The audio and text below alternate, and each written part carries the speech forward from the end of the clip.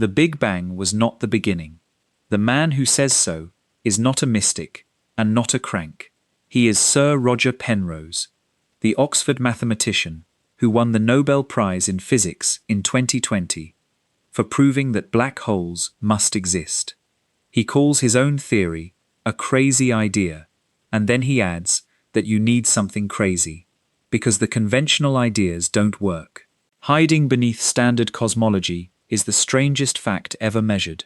The beginning of our universe was fine-tuned to 1 part in 10 to the power of 10 to the power of 123, a number so large it cannot be written down inside the universe it describes. Penrose believes he knows why. Before our Big Bang, there was another universe.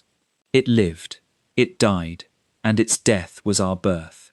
Tonight, the most hated theory in modern physics, and by the end, you will know exactly why it might be right.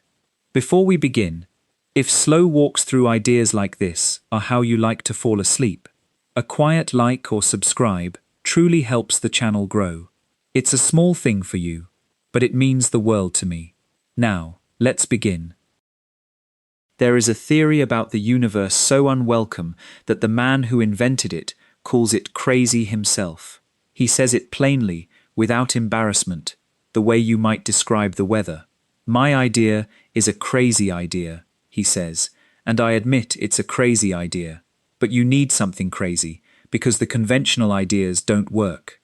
The man saying this is not a crank. He is not a lonely voice posting theories from the edge of the internet. He is Sir Roger Penrose, Emeritus Professor of Mathematics at Oxford, one of the most decorated scientific minds of the last 100 years. He proved, alongside Stephen Hawking, that black holes are not mathematical curiosities, but unavoidable consequences of Einstein's equations. He invented entire branches of mathematics, and in 2020, at the age of 89, he was awarded the Nobel Prize in Physics for work he had done more than half a century earlier, work that the physics community of the 1960s had greeted with something between confusion and dismissal. That last detail matters, and we will come back to it, because it is the quiet engine of everything that follows tonight. But first, let me tell you what the crazy idea actually claims, in one sentence, so you know where this whole journey is headed. Penrose believes the Big Bang was not the beginning of the universe. Let that settle for a moment. Not that the Big Bang didn't happen. It happened. The evidence for a hot, dense, expanding early universe is about as solid as evidence gets in science. Penrose does not dispute a single measurement. What he disputes is the word beginning. In his picture, our Big Bang was a doorway. On the other side of it lies the entire history of a previous universe. A universe that lived out its whole existence, stars and galaxies and black holes and all, and then ended. And its ending, in a way that sounds impossible, and that we will spend tonight slowly making sense of, became our beginning. Our universe, in turn, will one day do the same thing. It will fade and empty and cool, and at the very end of that fading, something extraordinary happens to the nature of space and time itself, something that turns an ending into another Big Bang. Universe after universe after universe, in an endless procession that Penrose calls aeons, with no first morning and no final night. Cosmologists, by and large, want nothing to do with this. The theory is called conformal cyclic cosmology, and if you bring it up at a conference, the most common response is not argument. It is silence, a polite changing of the subject. Some of the criticism is sharp and technical and entirely fair, and I promise we will give the critics their full say tonight, because they have real ammunition. But some of the response is something else, something more like embarrassment. The field has largely decided that the question Penrose is trying to answer is not worth asking, and there is a strange sociology in that decision, one that Penrose himself has commented on with a kind of amused patience. He once described how most people simply go along with the consensus, and then added, in his mild, unhurried way, that he is just not persuaded by going with the crowd. Here is what makes Penrose so difficult to dismiss, and so uncomfortable to have as an opponent. He is not a contrarian by temperament. He does not collect heresies the way some aging scientists do, scattering disagreement everywhere to stay interesting. Ask him about particle physics, about the quarks and leptons and the great particle accelerators, and he will shrug and tell you he has no opposing view, that he is quite prepared to believe what most people think, because he has not studied it closely enough to earn an opinion of his own. That is not how a crank talks. That is a man with a precise sense of where his own understanding ends. His dissent is not a personality, it is a scalpel, and he only draws it in the places where he believes he has found something genuinely rotten in the foundations. And the place he has drawn it is the single most famous fact in all of science. Ask anyone, anywhere, what science says about where everything came from, and you will get the same answer. There was a Big Bang, and that was the beginning of the universe, the beginning of matter, the beginning of space, the beginning of time itself. It is on the first page of the textbooks. It is in every documentary, every classroom, every planetarium show. It may be the only claim of modern cosmology that nearly every person on Earth can recite. The beginning of everything, roughly 13.8 billion years ago. Before it, nothing, not even a before. Penrose looks at that sentence, the most repeated sentence in science, and says, calmly, that it is wrong. And he says the reason it is wrong has been sitting in plain sight for decades, in a problem so fundamental and so awkward that, in his words, most physicists sweep it under the carpet without recognizing it as a serious problem at all. Tonight, we are going to take the long way through this. That is what we do here, and this story deserves it more than most. We will start by building up the standard story of the universe properly, generously, at its full strength, because you cannot appreciate a rebellion until you have seen the empire. Then we will find the crack. It is a real crack, one that mainstream physics acknowledges in its honest moments. A fact about the beginning of the universe, so extreme that the number describing it cannot be written down inside the observable universe, because there is not enough room. We will watch the standard answer to that crack, a beautiful idea called inflation, do its work, and we will watch Penrose ask it one simple question about time that it has never been able to answer. Then we will get to know the man himself, because his story matters here. We will walk with him across a London street in 1964, at the exact moment an idea arrived in his mind and was immediately buried by conversation, only to resurface hours later as an unexplained feeling of happiness he had to reverse engineer. That idea became the singularity theorem. It was considered outlandish then. It won the Nobel Prize 55 years later. Whether that pattern is about to repeat is, in a sense, the entire question of tonight. And then we will go to the end of the universe, not metaphorically. We will walk there, slowly, through the last stars and the evaporating black holes, into a future so remote that the numbers stop meaning anything. And we will discover the strange gift waiting at the end of time. A universe that has lost the ability to measure itself. A universe that, in a precise mathematical sense, forgets how big it is. And in that forgetting, Penrose found his doorway. By the end of tonight, you will understand exactly what conformal cyclic cosmology claims, exactly how the machinery works, which parts of it are established physics, and which parts are, by the inventor's own cheerful admission, speculation. You will hear the evidence, including the claim that we may have already photographed the dying gasps of black holes from a universe that existed before ours, and you will hear why most cosmologists do not believe that claim, and at the very end, I will keep the promise in the title. Not why it is right. Nobody on Earth knows if it is right, but why it might be. Why this crazy idea, alone among all the ideas anyone has proposed, answers the question everyone else has agreed not to ask. The question itself is deceptively simple. It is not why did the universe begin. It is not what banged or what came before. The question that drove one of the greatest living mathematicians to spend his 10th decade defending an idea his whole field rejects is this: why was the beginning of the universe so unbelievably, so impossibly, tidy? That word probably sounds wrong to you. Tidy. The Big Bang is supposed to be the most violent event in all of history, an explosion beyond all explosions, chaos itself. That is the picture in every animation you have ever seen, all fire and fury. And yet, when you learn to read the beginning of the universe the way a physicist reads it, through a quantity called entropy, you find something that should not be there. You find order, order so extreme, so overwhelming, so wildly unlikely, that it is, by one very defensible way of counting, the single most surprising fact ever discovered about anything. To see it, we first need the story that everyone believes, the standard model of the universe, told properly.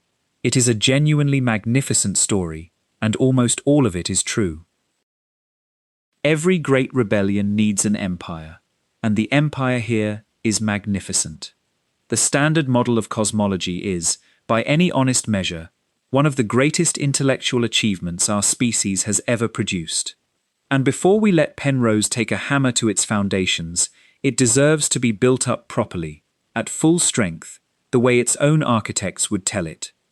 The story begins with a simple observation: the universe is expanding.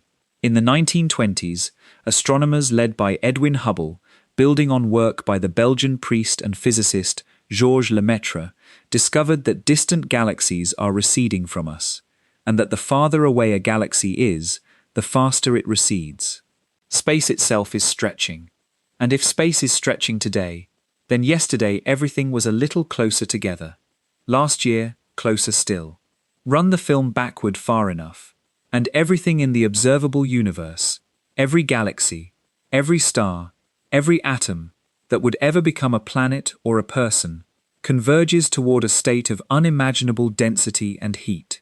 That backward extrapolation is the Big Bang, and for a long time it was just that, an extrapolation, resisted by many physicists who found it suspiciously biblical. The name itself was coined as a mild insult by the astronomer Fred Hoyle, who preferred an eternal, steady universe. But the extrapolation kept making predictions, and the predictions kept coming true. The most famous prediction came true in 1965, entirely by accident. Two radio engineers at Bell Laboratories in New Jersey, Arno Penzias and Robert Wilson, were trying to calibrate a sensitive horn antenna, and they could not get rid of a faint, persistent hiss. It came from every direction in the sky, day and night, in every season. They checked the wiring. They evicted a pair of pigeons roosting in the antenna and scrubbed away what they delicately called a white dielectric material. The hiss remained. What they had found, without looking for it, was light from the beginning of the universe. It is called the cosmic microwave background, and it is the oldest photograph in existence. Here is what it actually is, because it will matter enormously tonight. For roughly the first 380,000 years, the universe was so hot that atoms could not hold together.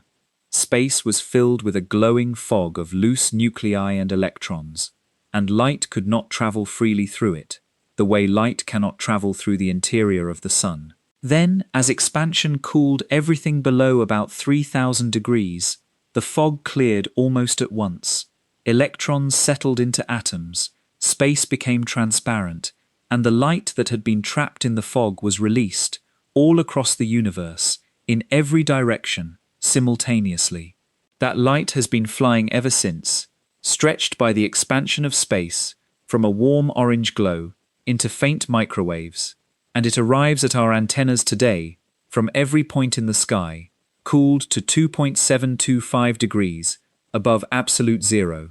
When you see static between channels on an old television set, a small percentage of that static is this: light from before there were stars, landing in your living room. The cosmic microwave background turned cosmology from philosophy into precision science, because it carries information. Written into its tiny variations is a snapshot of the universe at 380,000 years old, and we have now read that snapshot with almost absurd accuracy, most recently with the European Space Agency's Planck satellite, whose final results were released in 2018. From it, and from surveys of millions of galaxies, cosmologists have assembled a biography of the universe that runs from a fraction of a second after the beginning to the present day, 13.8 billion years later, and the biography holds together with a consistency that would have seemed like a fantasy a century ago. The universe made its hydrogen and helium in the first 3 minutes, and the measured proportions match the theory to remarkable precision. The first stars ignited a few 100 million years in. Galaxies assembled, collided, and grew. Generations of stars lived and died, forging carbon and oxygen and iron in their cores and scattering them in their death throes, which is the only reason there is anything for you to be made of. Around 9 billion years in, our sun condensed from a cloud enriched by those earlier generations.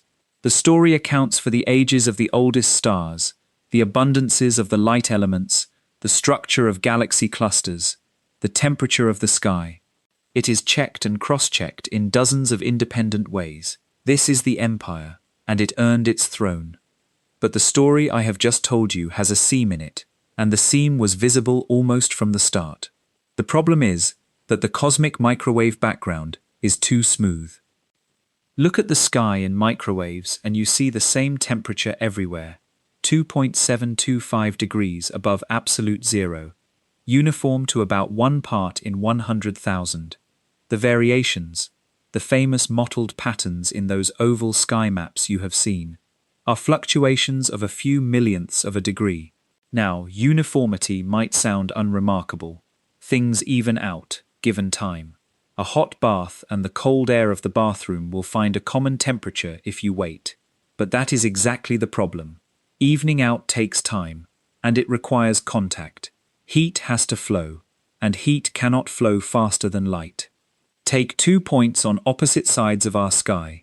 The light from each has been traveling toward us for nearly the entire age of the universe, which means those 2 regions are separated from each other by an immense gulf, and here is the uncomfortable arithmetic. In the standard expansion history, without any additions, there has not been enough time since the beginning for light, or heat, or any influence at all, to cross from one of those regions to the other. They have never been in contact, no signal has ever connected them, and yet they have the same temperature to 1 part in 100,000. It is as if you checked thermometers in 10,000 sealed rooms scattered across a continent, rooms with no pipes, no wires, no shared air, and found them all reading precisely the same, to the 4th decimal place. You would not call that equilibrium. You would call that a setup. Cosmologists call it the horizon problem, and it gnawed at the field through the 1970s. There were other puzzles in the same family, like why the geometry of space is so exquisitely flat, balanced on the knife edge between curving open and curving closed. Together they pointed at something missing from the story's first instant. Then, in 1981, a young particle physicist named Alan Guth proposed a repair so elegant and so powerful that it conquered the field within a few years. The idea is called cosmic inflation, and it goes like this. In the first sliver of the first second, at around 10 to the minus 36 seconds, when the universe was less than a trillionth of a trillionth of a trillionth of a second old, space underwent a burst of expansion beyond anything in the ordinary story. In an instant shorter than any process we can measure, the universe doubled in size, and doubled again, and again, at least 80 doublings, inflating by a factor of 10 to the 26 or more. A region far smaller than a single atom was stretched to the size of a grapefruit, and everything we can now see grew from that. Watch what this does to the horizon problem. Those 2 regions on opposite sides of our sky, the ones that seem never to have been in contact. In the inflationary story, they were once neighbors, snuggled together inside a patch so tiny that heat and light crossed it easily. They matched their temperatures back then, the honest way, by contact. Then inflation tore them apart to enormous separations. Their matching temperatures today are not a conspiracy. They are a family resemblance, a shared childhood. The flatness of space falls out just as naturally, because inflating anything enough flattens it. The way the surface of a balloon looks flatter and flatter the bigger you blow it up, until a patch of it seems as flat as a tabletop. And inflation did something more, something that elevated it from clever fix to reigning champion. It made a prediction. Inflation takes the restless quantum jitter of empty space, the microscopic flickering that quantum mechanics says can never be stilled, and stretches it onto the sky, freezing those flickers into the slight overdense and underdense patches that would later grow into galaxies. The theory predicted, years in advance, the statistical fingerprint those patches should have, a specific, slightly tilted pattern across all sizes. When the satellites finally measured it, there it was. The Planck data give the tilt as roughly 0.965, just below 1, landing inside inflation's predicted window. On the strength of that success, inflation was folded into the standard story, and today it appears in the textbooks a page or two after the Big Bang itself, taught to students as, more or less, settled history. So there is the empire, complete. A universe born 13.8 billion years ago, smoothed and flattened by inflation in its first instant, seeded with structure by quantum jitter, cooling through fog into transparency, condensing into stars and galaxies, and, eventually, into minds that could piece the whole story together from a hiss in an antenna. It explains almost everything we see, with numbers that check out across a dozen independent lines of evidence. It is a triumph, and nothing we encounter tonight will unhappen any of those measurements. And yet, somewhere in that first instant, beneath the inflation and the quantum jitter, there is a fact the story does not explain, not a small fact, a fact so extreme that, once you see it clearly, it can feel like the only fact. It concerns a quantity we have not discussed yet, the quantity that governs endings and beginnings, fire and ice, the reason you cannot unscramble an egg, and the reason you were born young instead of old. It is called entropy. And the entropy of the early universe is, quite simply, the strangest number in science. Entropy has a fearsome reputation, but the idea underneath it is homely enough to fit in a coffee cup. Entropy is, at heart, a way of counting. It counts the number of ways the small parts of a thing can be arranged without changing the way the thing looks from the outside. Think of your bedroom. There is exactly one arrangement of your belongings that counts as perfectly tidy, or close to one. Every book on its shelf, every sock in its drawer. But there are trillions upon trillions of arrangements that count as messy. Socks can be strewn this way or that way. Books can pile up in any corner, and it all reads as the same mess. Tidy is rare, messy is common. That is the whole secret. Low entropy means the current arrangement is one of a rare, special few. High entropy means it is one of an astronomical crowd of lookalikes. And from that one idea flows what may be the most reliable law in all of physics, the second law of thermodynamics. Left to itself, the world slides from rare arrangements toward common ones, from low entropy toward high entropy, for the least mysterious reason imaginable. There are simply more ways to be messy than to be tidy, so as things get jostled and shuffled, mess is where they end up. Cream swirls into coffee and never swirls back out. An egg scrambles and never unscrambles. A sandcastle becomes a smooth mound of sand, and no tide ever sculpts a mound back into turrets. None of this is forbidden by the underlying laws of motion, and that is the eerie part. Every collision between molecules would run just as lawfully in reverse. Unscrambling is not impossible. It is just so hideously outnumbered that the universe never finds it. The physicist Arthur Eddington considered this law so untouchable that he declared any theory contradicting it had no hope but, in his words, to collapse in deepest humiliation. The second law is why anything happens at all. It is why fires burn, why engines turn, why you can tell yesterday from tomorrow. The entire direction of time as you experience it, the fact that you remember the past and not the future, that causes precede effects, that you were young before you will be old. All of it rides on this one-way slide from tidy to messy. Physicists call it the arrow of time. But an arrow has to be fired from somewhere. Follow the logic backward, and you arrive at a demand. If entropy has been rising for 13.8 billion years, then the further back you look, the lower it must have been. Yesterday's universe was slightly tidier than today's. The universe of 1 billion years ago, tidier still. Push all the way back, and the conclusion is inescapable. The universe must have started in a state of extraordinarily low entropy, an arrangement of almost impossible rarity. The whole arrow of time, everything that has ever happened, is the long, patient unwinding of that initial tidiness. Your ability to remember last summer is, quite literally, an inheritance from the first moment of the universe. Now here is where nearly everyone's intuition, including that of many physicists, takes a wrong turn. Picture the early universe. The cosmic microwave background shows us hot, dense matter spread almost perfectly evenly through space, the same everywhere to 1 part in 100,000. Uniform, featureless, smooth. And uniform smoothness is what mess looks like. Cream fully stirred into coffee.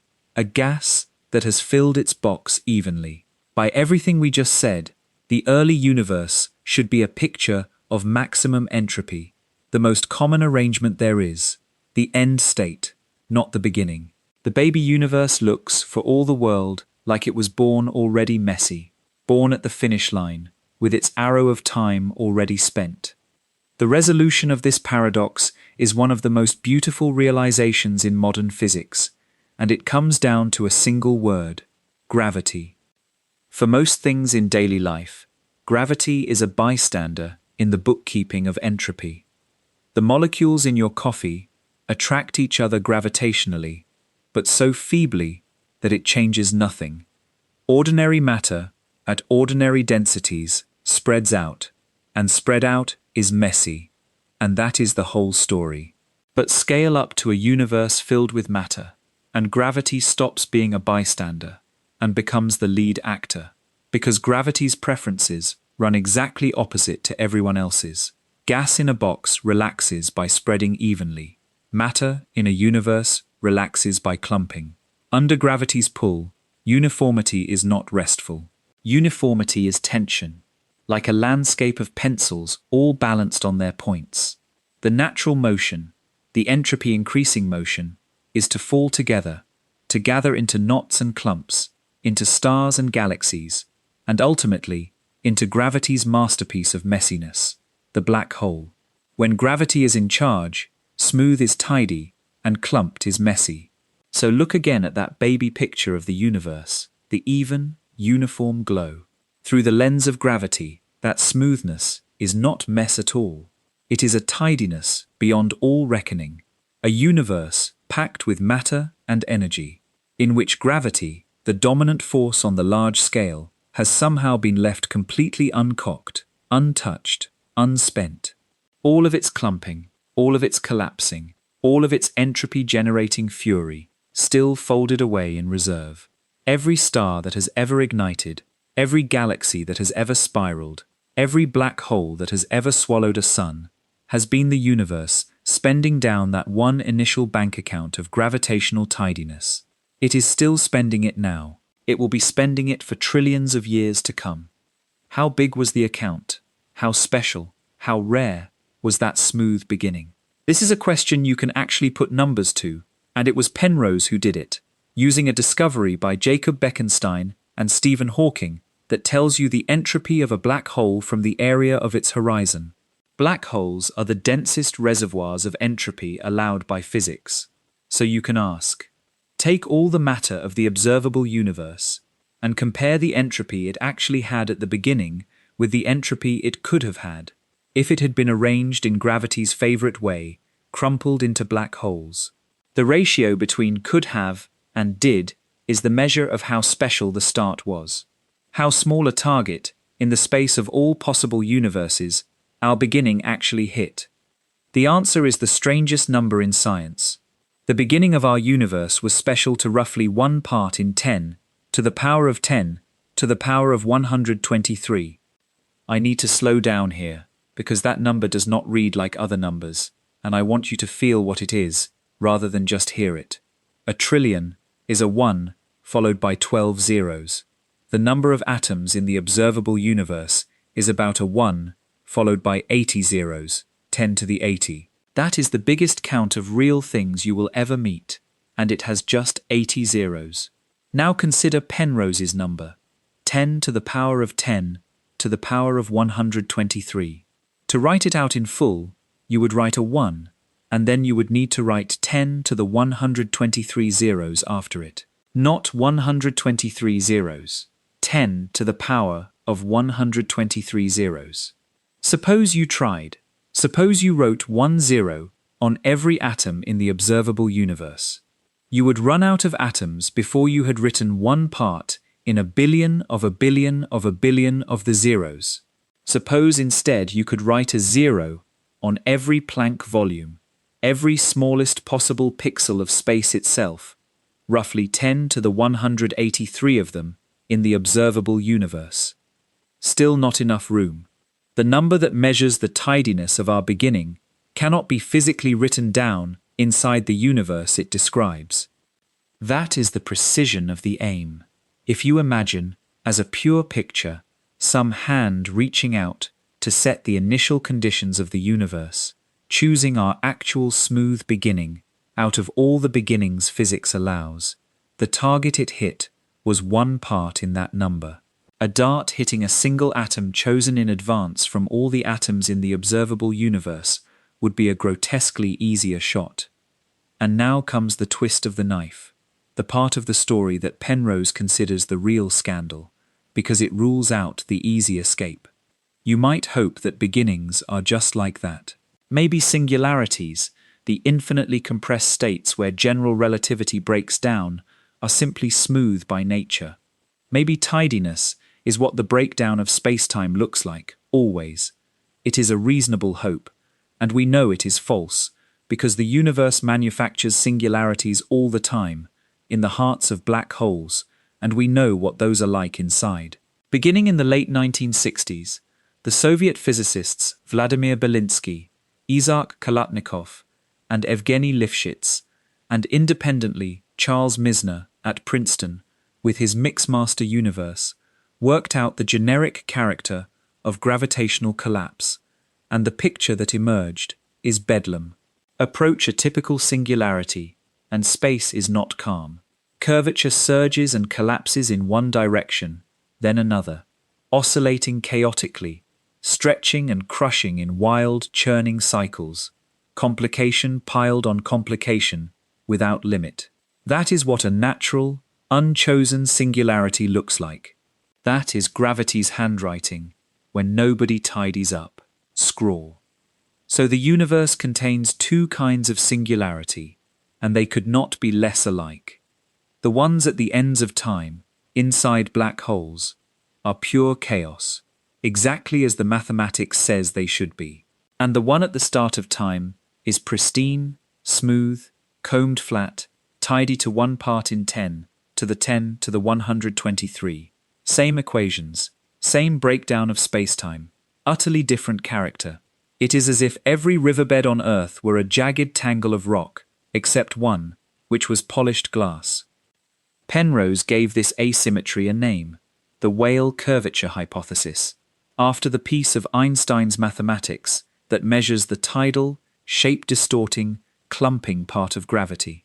At black hole singularities, Weyl curvature runs wild toward infinity. At the Big Bang, uniquely, it started at or near 0. Why? What law, what mechanism, what conceivable process sets gravity's fiercest degrees of freedom to 0 at one singularity and lets them rage at every other?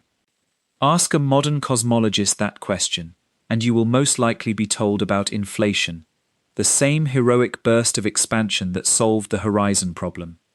It smooths things after all. Surely it smooths this too.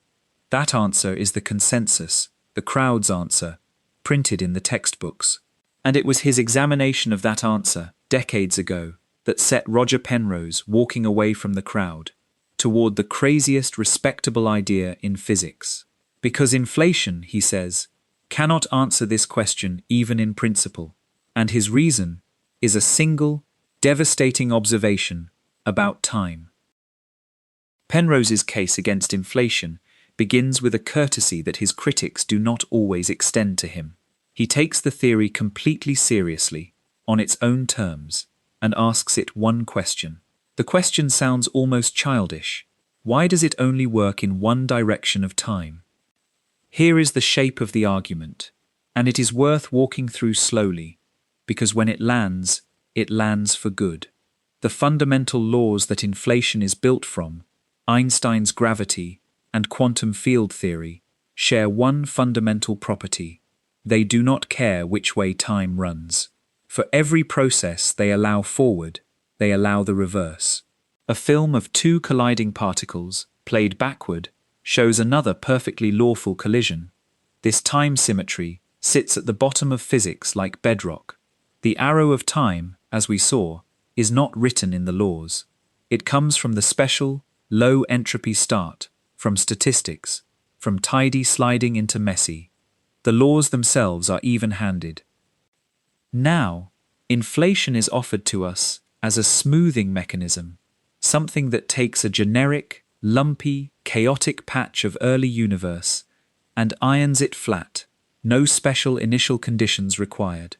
That is its entire advertised job, to make the smoothness natural instead of miraculous.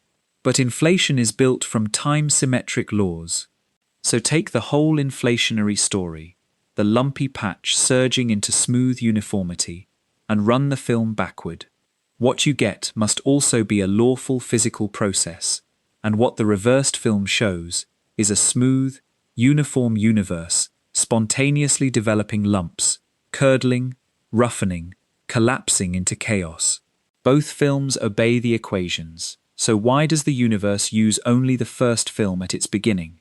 Saying inflation smooths things has quietly assumed an arrow of time, tidy toward messy, and the arrow is the very thing whose origin we were trying to explain.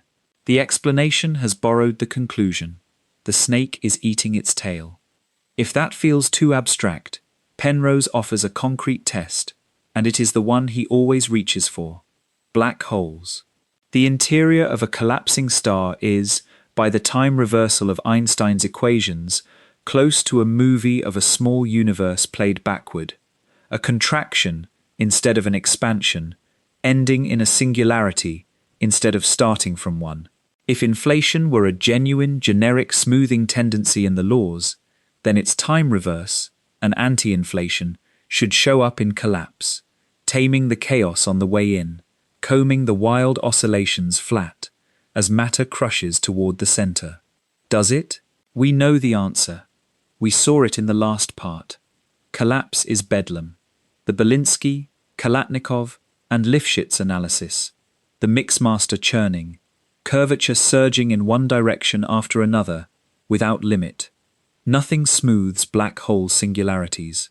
As Penrose put it in a recent conversation, you get crazy singularities in black holes which are not automatically smoothed out by time-reversed inflation. The universe, presented with millions upon millions of opportunities to demonstrate this alleged smoothing tendency of gravitational physics, declines every single time. The only place smoothness appears is the one place inflation needs it to appear, at the beginning, in the past, where it helps. And there is a second problem, quieter but just as sharp. Inflation does not start from nothing. For inflation to ignite at all, the primordial patch has to satisfy conditions.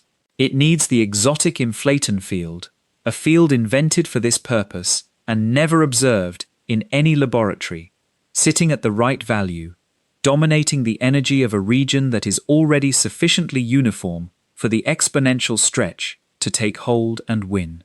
In other words, inflation requires a head start of exactly the kind it was hired to explain. The mainstream response is that the head start can be small and local, a rare tranquil patch in a chaotic sea, and inflation amplifies that rarity into everything we see. But rare is doing heavy lifting in that sentence, and when you do the accounting of just how rare, using the same phase-space reasoning that produced the 10 to the 10 to the 123, the tranquil pre-inflationary patch turns out to be, by Penrose's estimate, even more improbable than the smooth universe you were trying to explain without it. The repair costs more than the damage. You have not explained the miracle. You have relocated it to somewhere harder to see, and called the move progress. None of this, Penrose is careful to say, means inflation's successes are fake. The predicted tilt of the primordial fluctuations, the roughly 0.965 that Planck measured, is real, and any rival theory must earn that number some other way. Keep that thought within reach, because hours from now it will matter more than you expect. Whatever eventually replaces inflation has to produce the same fingerprint on the sky, and Penrose believes his crazy idea does exactly that, with a mechanism that will sound, when we reach it, almost mischievous. But predicting the pattern of the crumbs is not the same as explaining the loaf. On the question we actually started with, why the gravitational degrees of freedom were switched off at the beginning, why the Weyl curvature began at 0, why the bang was tidy to one part in a number too large to write down, inflation, in Penrose's judgment, has nothing to say at all. It assumes the tidiness, dresses it in mechanism, and moves on. What has always fascinated him, and what he says with a kind of head-shaking wonder rather than anger, is that hardly anyone in the field seems to register the problem. "I don't think people think about the problem really," he said recently. "They have this belief somehow that inflation solves it, which is, in my view, completely wrong. They usually sweep the problem under the carpet." Notice what he is claiming there, because it is subtle. He is not saying his colleagues have weighed the entropy problem and reached a different verdict. That would be ordinary science. He is saying they have not weighed it, that the field, collectively, over 4 decades, has agreed to look elsewhere, the way a family agrees not to discuss a certain relative at dinner. The physicist Lee Smolin once observed that the questions a scientific community refuses to ask are as revealing as the ones it funds. And this question, the tidiest fact in nature, sitting unexplained beneath the most confident theory in science, has spent 40 years politely unasked. Which brings us to a fork in the road, and it is the same fork every field of human endeavor eventually faces. When everyone believes something, and one person of undeniable brilliance says the belief is hollow, what are the odds he is right? Be honest with yourself here, because the crowd has a case. The crowd is usually right. Consensus in science is not a popularity contest. It is compressed evidence, thousands of careers of checking. A famous physicist once said that when he finds himself disagreeing strongly with all of his colleagues, he takes it as evidence against himself, because in the wisdom of crowds, the lone dissenter is the one most likely to be wrong. That is a genuinely humble, genuinely reasonable position. It is how a responsible mind is supposed to work. Penrose knows that argument perfectly well, and when it was put to him directly, when he was asked how he psychologically withstands being criticized by essentially his entire field, his answer was 5 words long, delivered without heat, the way you might report the time. Just, the arguments are wrong. Not the people, the arguments. He has looked at the case for inflation, solving the smoothness problem, and he finds no argument there, only an assumption wearing a lab coat.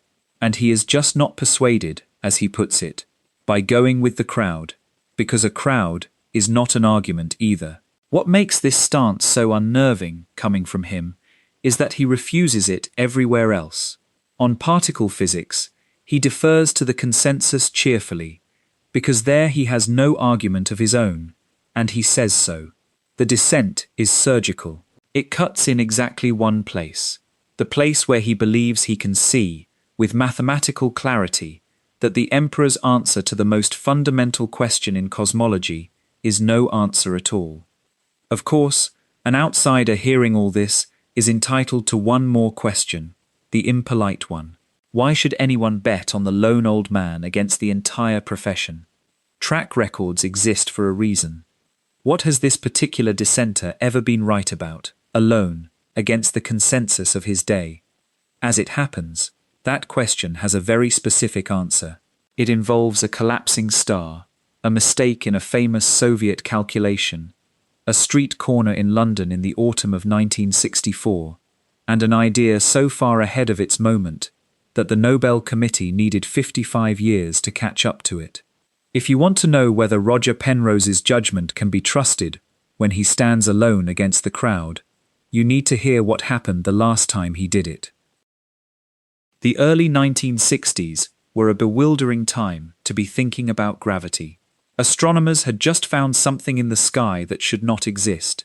They called the objects quasars, quasi-stellar radio sources, points of light that looked like faint stars but poured out radio energy with impossible fury. In 1963, the astronomer Martin Schmidt sat at his desk at Caltech, puzzling over the spectrum of one of them, a source called 3C273, and realized its light was shifted toward the red by an amount that placed it billions of light-years away, which meant that to appear as bright as it did across such a distance, it had to be outshining hundreds of ordinary galaxies combined, from a region of space not much larger than our solar system.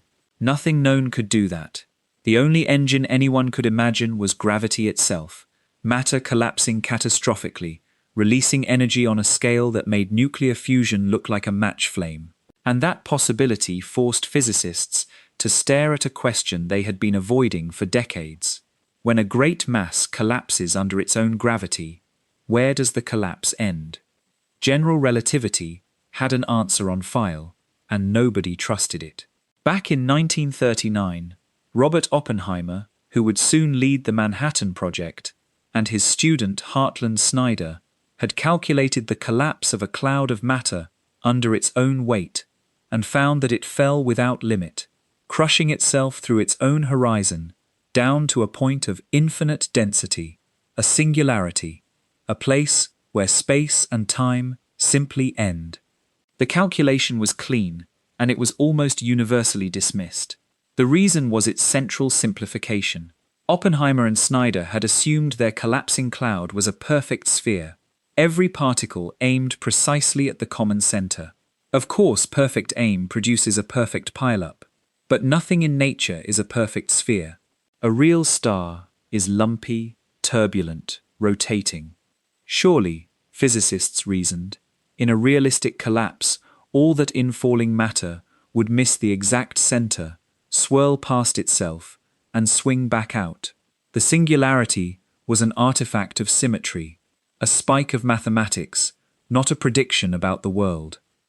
And in the early 1960s, that comfortable view appeared to receive rigorous support from Moscow. Two celebrated Soviet physicists, Yevgeny Lifshitz and Isaac Kalatnikov, published an analysis of general collapse, no symmetry assumed, and their conclusions circulated through the community like a verdict. Singularities are not generic. Deform the collapse, and the catastrophe unravels. The equations of Einstein, handled with full generality, do not force the world to break. It was exactly what everyone wanted to hear, delivered by exactly the people with the technical authority to say it. The crowd settled the question. Collapsing stars do not really form singularities. Move along. Roger Penrose, then a young mathematician in London, read the Soviet paper and was not persuaded. He could not point to the error. He simply distrusted the style of the techniques, the way you might distrust a bridge, without being able to name the beam that fails. And rather than accept the crowd's verdict or refute it head-on, he did something characteristic. He changed the question. Everyone else was asking about the details of collapse. the swirl of matter, the near misses at the center. Penrose asked whether there was some property, some simple, robust, geometric criterion that did not care about details at all. Not where the matter goes, but whether the collapse as a whole has passed a point of no return. Here is where the story becomes one of the great anecdotes in the history of science, and it has the advantage of being true. It is the autumn of 1964, in London. Penrose is walking with a colleague, Ivor Robinson, a man he would later describe with affection as a wonderfully elegant talker, the kind of companion whose conversation flows without pause and fills every silence. They are heading toward Penrose's office at Birkbeck College, absorbed in conversation. They reach a side street, the traffic parts, and for the length of one crossing, the conversation stops, the way conversations do when two people watch for cars. In that gap, in those few unguarded seconds, in the middle of a London street, an idea arrives in Penrose's mind, fully formed, or nearly so, and then they reach the far curb, and Robinson resumes talking, brilliant and continuous as ever, and the idea is buried. Not rejected, not examined, simply covered over, the way a footprint fills with snow. The day goes on.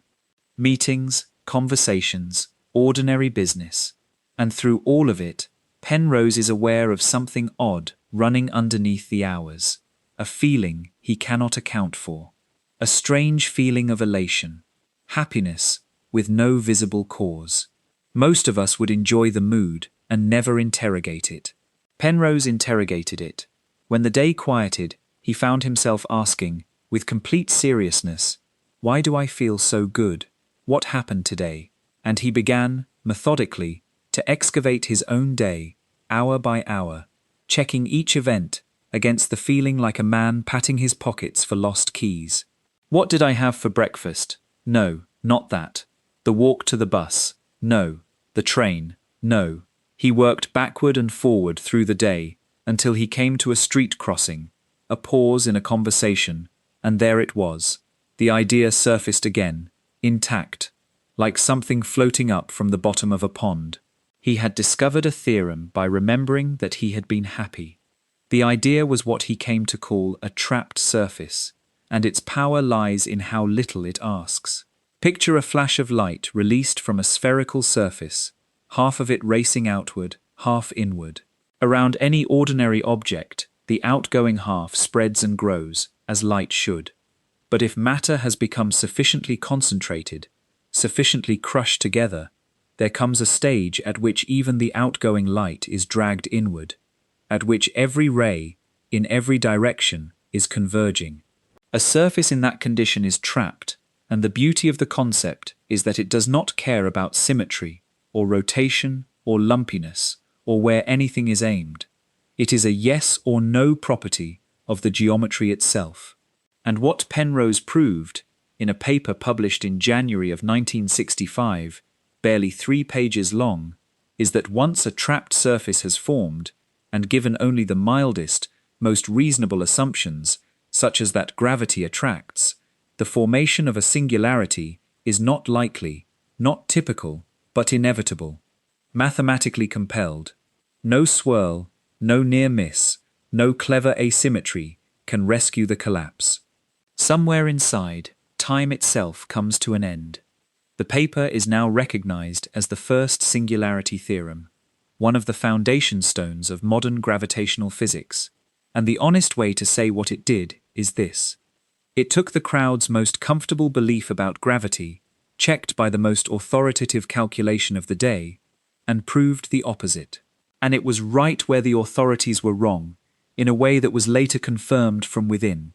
The Soviet school itself found, through the work of Vladimir Belinsky, that the earlier Lifshitz and Kalatnikov analysis contained a genuine error, and the corrected treatment reversed the conclusion.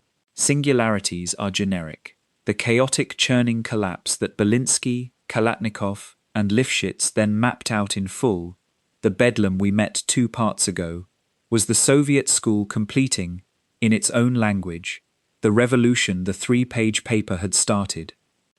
A young Stephen Hawking, then a graduate student in Cambridge, heard about the result, and in discussions with Penrose and others, he seized on a further thought with enormous consequences.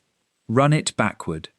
If collapse, in full generality, is forced to end in a singularity, then an expanding universe, traced back in time, is forced to begin in one. The Big Bang stopped being an artifact of simplified models and became a theorem. Through the late 1960s, Hawking and Penrose extended and combined their results, culminating in a joint theorem in 1970 that welded the two stories together. The same mathematics that put a singularity in the heart of every black hole put one at the root of the universe. Which means, and I want you to hold this quietly for later, the man now insisting that the Big Bang was not the beginning is the same man whose theorem convinced the world that the Big Bang happened at all. He is not vandalizing the established picture of the universe. He is renovating a house he himself helped build. Recognition came, in the manner of such things, slowly and then all at once. The theorem gathered weight for decades as black holes moved from speculation to observation, until astronomers were tracking stars whipping around an invisible mass millions of times heavier than the Sun at the center of our own galaxy, and instruments were recording the collision of black holes by the trembling of space itself. In October of 2020, more than half a century after that street crossing, the Nobel Committee awarded Roger Penrose half the Nobel Prize in Physics for the discovery, as the citation reads, that black hole formation is a robust prediction of the general theory of relativity. Robust, the precise word for what the crowd of 1964 said it was not. Penrose was 89 years old. Ivor Robinson had died 2 years earlier, and the side street in London carries no plaque. So that is the track record. Once before, Roger Penrose stood nearly alone against a consensus backed by the most authoritative calculations of its era, armed with nothing but a geometric insight and a refusal to be persuaded by the crowd, and the final score took 55 years to post. Penrose won, crowd nothing. It does not follow, and let us be adults about this, that he is right now. Lightning of that kind rarely strikes twice, and the man himself would tell you that arguments, not biographies, decide such things. But it does mean that when this particular physicist says he smells something rotten under the foundations of cosmology, the smart response is not to laugh. It is to look. And so we will look. To see what Penrose saw, we have to go where he went. And it is the last place anyone would think to search for the secret of the beginning. We have to go to the end. The far, far end. Past the death of the last star. Past the evaporation of the last black hole. Into the farthest future physics can describe.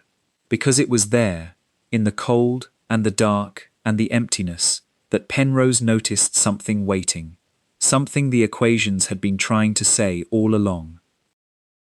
The future of the universe is not a mystery in the way the beginning is. Given what we now know, the broad shape of what is coming can be worked out with disconcerting confidence. And the single most important input arrived in 1998, when two rival teams of astronomers, measuring the brightness of distant exploding stars, discovered something nobody expected, and most of them initially refused to believe. The expansion of the universe is speeding up. Everyone had assumed the opposite. Gravity pulls. Expansion should coast and slow, the way a ball thrown upward slows. Instead, some influence woven into space itself, a repulsion that comes with the territory of emptiness, is pressing the galaxies apart, faster with every passing age. Cosmologists call it dark energy, or, in its simplest mathematical dress, the cosmological constant, an idea Einstein had introduced and abandoned nearly a century ago. Its measured strength earned the discoverers, Saul Perlmutter, Brian Schmidt, and Adam Rees, the Nobel Prize in Physics in 2011. Whatever it is, its character seems clear. The acceleration is gentle, it is relentless, and there is nothing on the books that ever turns it off. Hold on to this discovery. because Penrose's entire theory lives or dies by it. A universe that expands forever, at an accelerating rate, has a very particular kind of ending, and it is the only kind of ending his idea can use. So let us go there. Let us actually take the walk. You can close your eyes for this part. The future is dark anyway, and it is on the way to the strangest idea in cosmology, so nothing will be wasted. The era we live in, the era of bright galaxies and young stars, is the universe's early childhood. It will not last. Stars are born from clouds of gas, and the gas is a finite inheritance.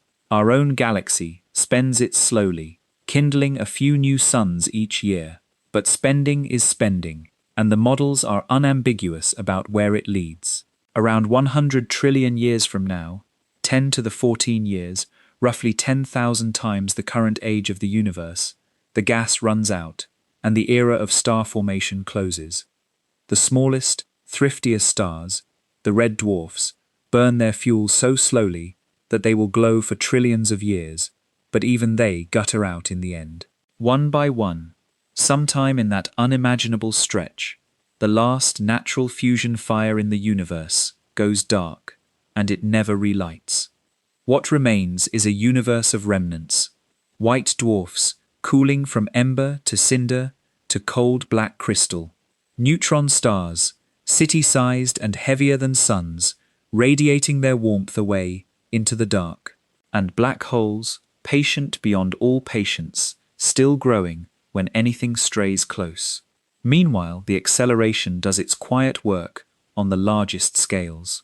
Other galaxies, already receding, recede faster, until their light can no longer make headway against the stretching of space between us.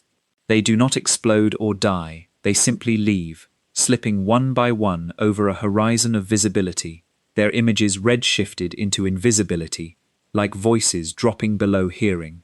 Our own gravitationally bound cluster of galaxies, long since merged into a single aging island of remnants, becomes, for all purposes of observation, alone in an empty sky. If astronomers exist anywhere in that era, their instruments will tell them, honestly and wrongly, that the universe contains one galaxy, theirs, surrounded by nothing. Even remnants are not forever. If the grand unified theories of particle physics are right, the very protons that make up matter are mortal, decaying on timescales beyond 10 to the 34 years, a flaw set by decades of patient watching at experiments like the Great Water Tank of Super Kamiokande in Japan, which has waited underground since the 1990s without catching a single proton in the act. If protons do decay, then given 10 to the 40 years, the cold planets and dead stars themselves dissolve, their substance trickling away into electrons, positrons, neutrinos, and light. And if they do not, gravity gets there anyway, more slowly, by scattering and swallowing. Either way, the ledger converges on the same entry, black holes and radiation, and nothing else. And then comes the part of the story that would have sounded like mysticism before 1974, when Stephen Hawking, building directly on the black hole mathematics he and Penrose had developed, discovered that black holes are not quite black, and therefore not quite immortal. Quantum effects at the horizon make every black hole glow, unimaginably faintly, and that glow is a slow leak of the hole's own substance. A black hole the mass of the sun radiates at a temperature of about 60 billionths of a degree above absolute zero, absurdly cold, absurdly dim, and yet not zero. Given time, the leak wins. A stellar mass black hole evaporates completely in around 10 to the 67 years. The giants, the supermassive black holes of billions of solar masses that anchor the centers of galaxies, hold out the longest, up to roughly 10 to the 100 years. A 1 followed by 100 zeros. That number is called a googol, and it is the approximate lifespan of the last structures in the universe. I want to take you to the end of that last black hole, because Penrose's doorway is on the other side of it, and because there is no stranger deathbed in all of physics. So drift there with me. It is 10 to the 100 years from now. You are floating. Impossibly, in what used to be the heart of a great cluster of galaxies. There is nothing to see. There has been nothing to see for so long that the age of stars, the entire luminous history of the cosmos, every sun that ever shone, and every world that ever turned, occupies the first sliver of time, so thin that no meaningful comparison for it exists. If the life of the universe to this point were compressed into a single year, the age of the stars would not survive the first tick of the first second of the 1st of January. Everything since, the whole calendar, has been dark. In front of you, there is a black hole. It is the last one. For a google of years it has been shrinking, giving itself back to the universe a particle at a time, and as black holes shrink they warm, and as they warm they shrink faster. In its final moments, the leak becomes a torrent, the torrent becomes a flash, and the last great structure in the universe ends in a burst of radiation, a final signature of light, unloading the remaining mass in an instant. The mathematics suggests something on the order of the energy of a large thermonuclear detonation, released into a cosmos with no one and nothing to warm. A pop, in the dark, after a google of years of patience. And then it is done. Listen to how quiet it is now.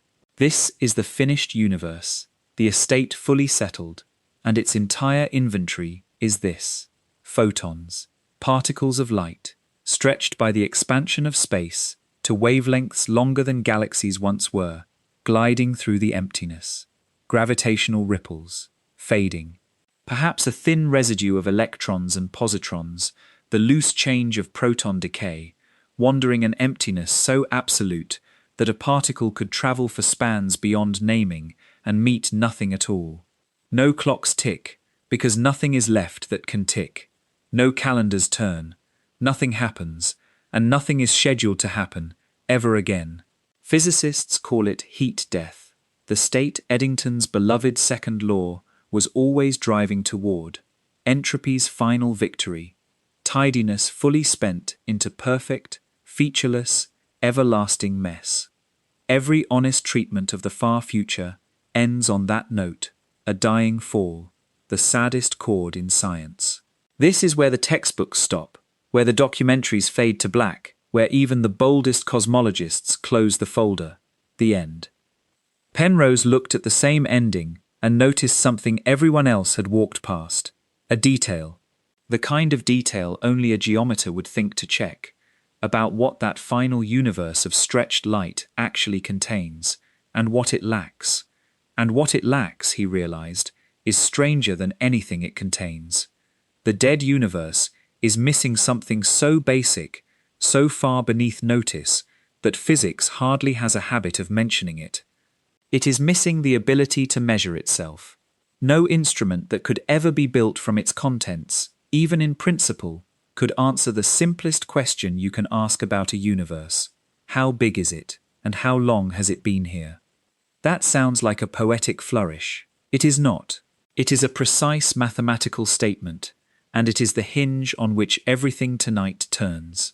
Because a universe that cannot measure its own size, Penrose realized, is a universe for which size has quietly stopped existing, and a universe without size can be something that no universe with clocks and rulers could ever be.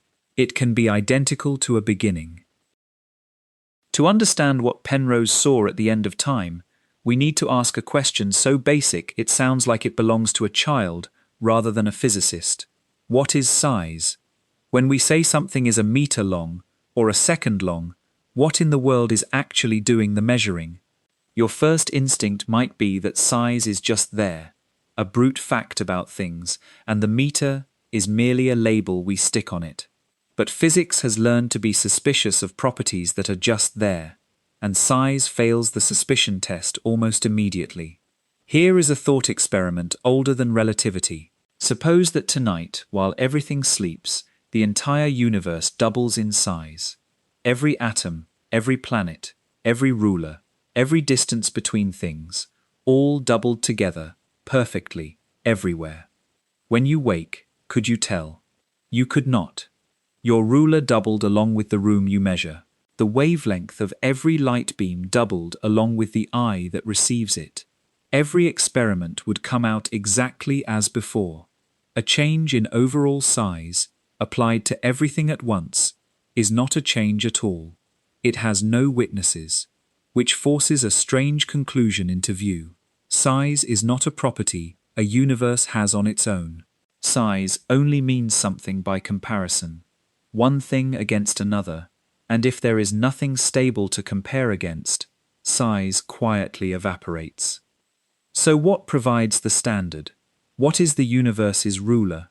The answer, and it is one of the most beautiful convergences in all of physics, is mass. Not metal bars in Paris, not official definitions. Mass itself. It comes from putting together the two most famous equations of the early 20th century, and I promise, this is the only time tonight we will do anything resembling algebra, and even now there will be no algebra, only two sentences. Einstein's equation says that energy and mass are the same currency, E equals mc squared. Planck's equation, the founding equation of quantum theory, says that energy and frequency are the same currency too. The energy of a quantum vibration is its frequency times a fixed constant of nature. Read the two sentences together, and something remarkable falls out. If mass is energy, and energy is frequency, then mass is frequency. Every particle with mass is, in a precise quantum mechanical sense, a tiny vibration with a characteristic rate, a rate set by nothing but its mass and the constants of nature, which means every massive particle is a clock. An electron does not carry a clock. An electron is a clock, ticking at its own absurd frequency, around 10 to the 20 ticks per second, simply by existing. Physicists even have a name for it, the Compton frequency. And a clock is all you need to build a ruler, because once you have a tick, light gives you a length, the distance light travels per tick. Mass gives ticking, ticking gives seconds, seconds give meters.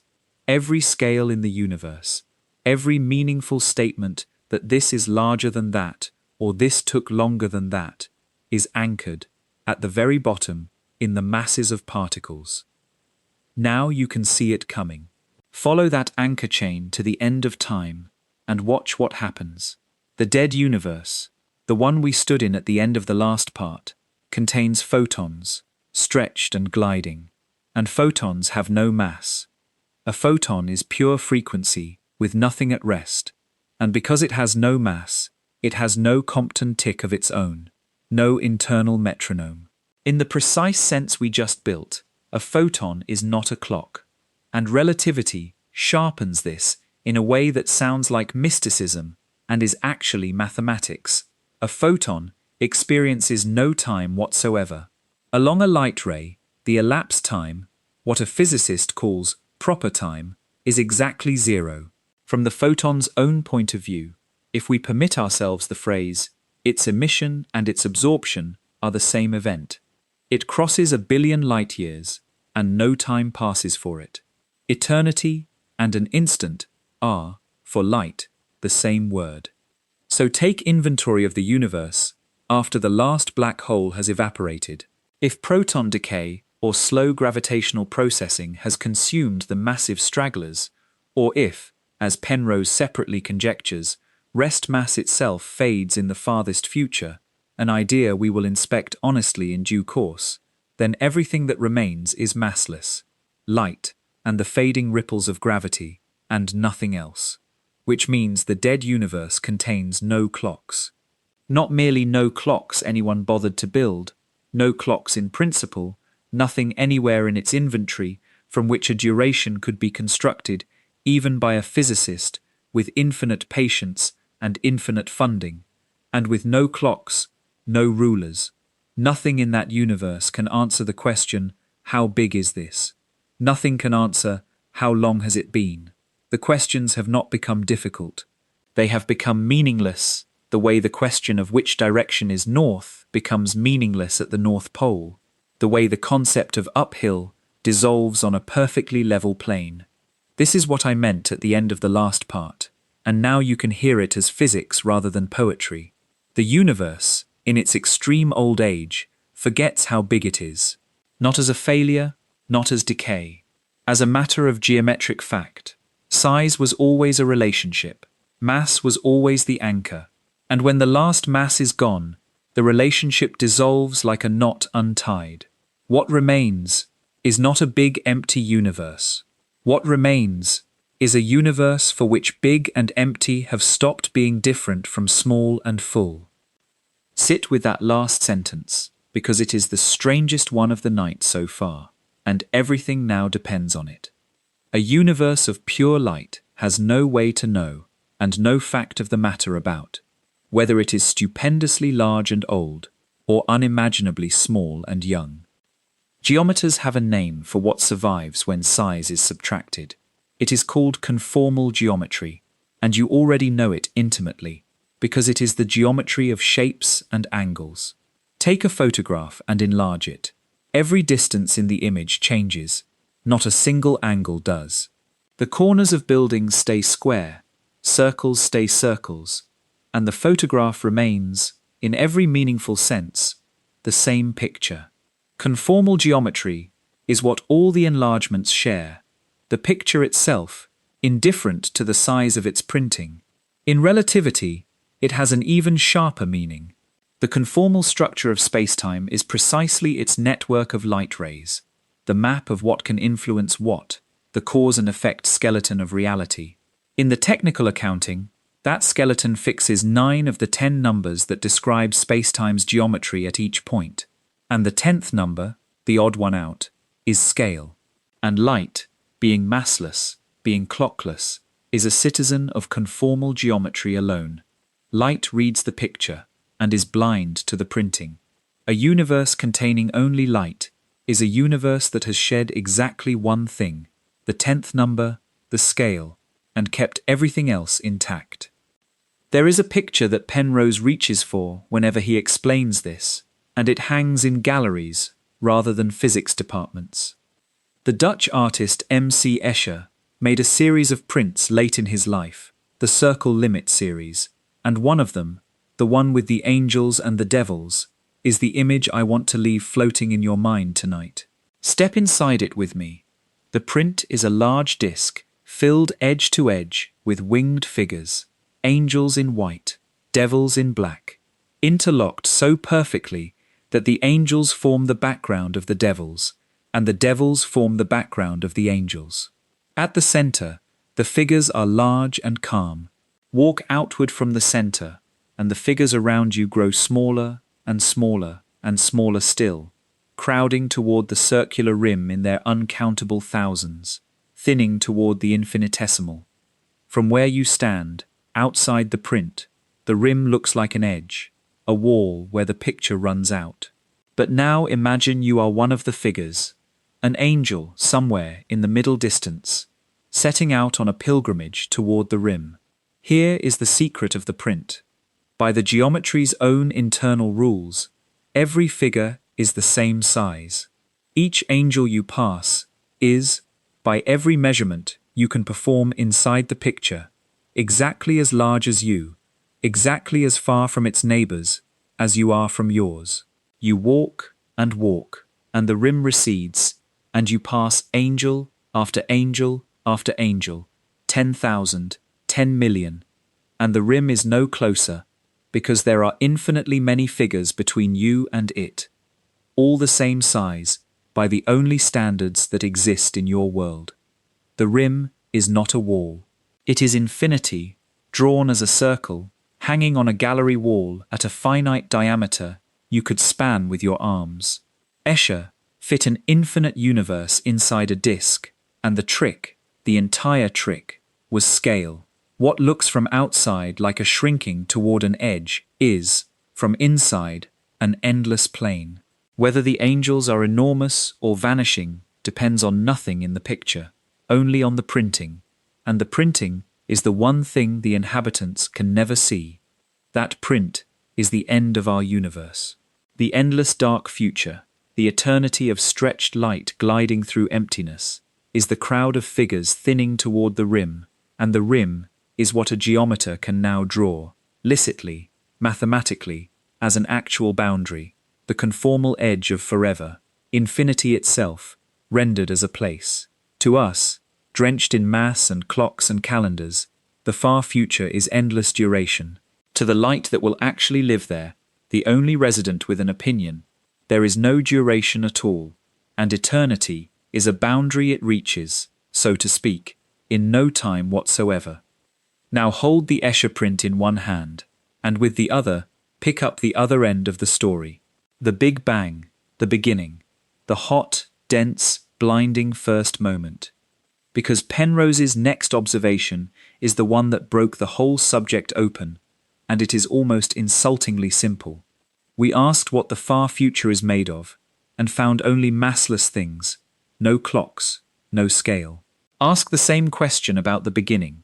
In the earliest universe, the temperature is so ferocious that particles move essentially at the speed of light, their energies of motion so colossal that their rest masses, the little Compton metronomes inside them, contribute effectively nothing. Mass exists, technically, but it does not matter. It is a whisper in a hurricane. The infant universe, too, keeps no meaningful time and knows no meaningful size. The clocks have not yet started mattering. Scale has not yet begun to count. Do you see what has happened? The two ends of the universe, the fire at the start and the dark at the finish, the two most different seeming states in all of existence, have each, for completely different reasons, misplaced exactly the same thing. One is too hot for mass to matter. The other is too empty for mass to exist. And mass was the only anchor scale ever had. Strip the scale from each of them. Describe each end in the geometry of light alone, in conformal geometry, the geometry of the Escher Print, and the hottest moment in history, and the coldest eternity in the future, begin to look, mathematically, like the same kind of place. Penrose stared at those two clockless, sizeless ends of time, and asked the question that his entire field considers crazy, and that I have spent this whole night preparing you to hear the way he hears it. What if they are not just similar? What if they are not just similar? What if they are not just similar? Before we walk through the doorway, let us step back for a moment and stack up the pieces we are carrying, because we have gathered them across a long stretch of night, and they are about to snap together all at once. We have a beginning that is impossibly tidy, smooth to one part in a number too large to write inside the universe, with gravity's clumping degrees of freedom, the whale curvature, switched off, and no explanation on the books. We have a standard answer, inflation, that in Penrose's analysis assumes the very tidiness it claims to produce.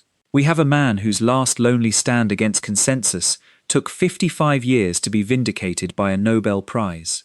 We have an ending, dictated by the accelerating expansion discovered in 1998, in which everything dissolves into massless light. And we have just discovered the strange kinship of the two ends of time, the beginning, too hot for mass to matter, and the ending, too empty for mass to exist, are both states where clocks and rulers fail, where scale itself goes quiet, where only the conformal geometry, the Escher picture, the pattern of angles and light remains. The universe begins by not yet keeping time, and ends by no longer keeping it. Here, then, is the idea. Penrose proposes that the remote future of the universe and the Big Bang of a universe are not merely lookalikes. Described in conformal geometry, the only description either of them supports, they can be smoothly, mathematically, continued into one another. The infinitely stretched, infinitely thinned far future of one universe, conformally rescaled, is the infinitely compressed, infinitely hot birth of another. Because scale has lost its meaning at both ends, the words stretched and compressed have lost their difference. There is no seam, there is no join. The equations of the dying universe flow across the boundary and become, without interruption, the equations of a newborn one. Our Big Bang, in this picture, was not the beginning of everything. It was the far future of somebody else's universe.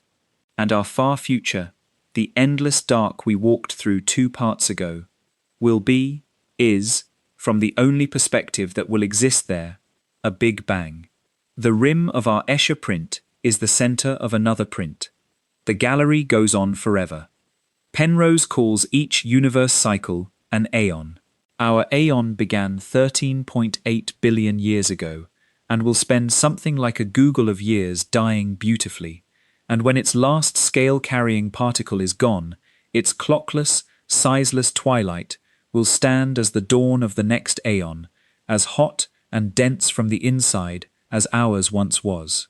Before our aeon there was another, with its own 13.8 billion years of stars, or however many it had, its own galaxies, perhaps its own watchers wondering about their own beginning. Before that one, another. The procession has no known first member, and needs none. This is conformal cyclic cosmology. Conformal for the geometry of angles that makes the gluing possible. Cyclic for the endless succession of aeons. And notice what kind of claim it is. There is no bounce here, no collapse and re-explosion, none of the machinery of earlier cyclic models that required the universe to reverse its expansion and crunch back down.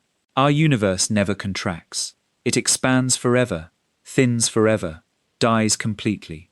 The cycle closes not by turning around, but through the strange conformal equivalence of utter emptiness and utter fire. The universe does not come back from the dead. Its death, seen without the prejudice of scale, is a birth.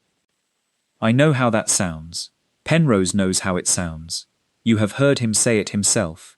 But before the objections crowd in, and they are coming, in force, in Part 11, spend a moment feeling the sheer economy of what this crazy idea just did to the problem we spent the first half of the night building. Why was our Big Bang so impossibly tidy? Every other approach to that question has to reach outside physics, to an unexplained initial condition, a cosmic fine-tuning, an anthropic lottery across unseen multiverses, a shrug. Conformal cyclic cosmology answers it with an inheritance. Our beginning was smooth because it was the far future of a previous eon, and the far future, as we walked through it ourselves, is the smoothest state physics knows. By the end of an aeon, the expansion has stretched everything flat and even. The black holes, gravity's knots, the carriers of almost all the universe's gravitational entropy, have one by one evaporated away and released their contents back into featureless radiation. What crosses the boundary is light, thin, uniform, and calm. The tidiness of our beginning is not a miracle to explain. It is the corpse of the previous universe, and corpses are tidy. The Weyl curvature hypothesis, Penrose's old declaration that the clumping degrees of freedom must be switched off at the beginning, stops being a hypothesis at all. It becomes a theorem of the crossover.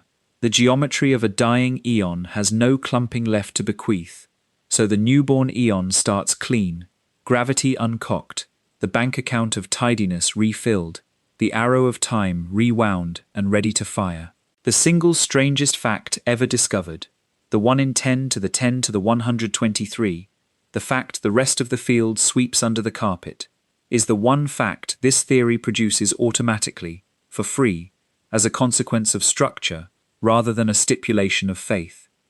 There is even a reply to inflation hiding in here, and it has a mischievous elegance. Remember inflation's genuine triumph, the one Penrose freely grants, the predicted statistical fingerprint of the temperature ripples, the tilt of roughly 0.965 that the Planck satellite measured.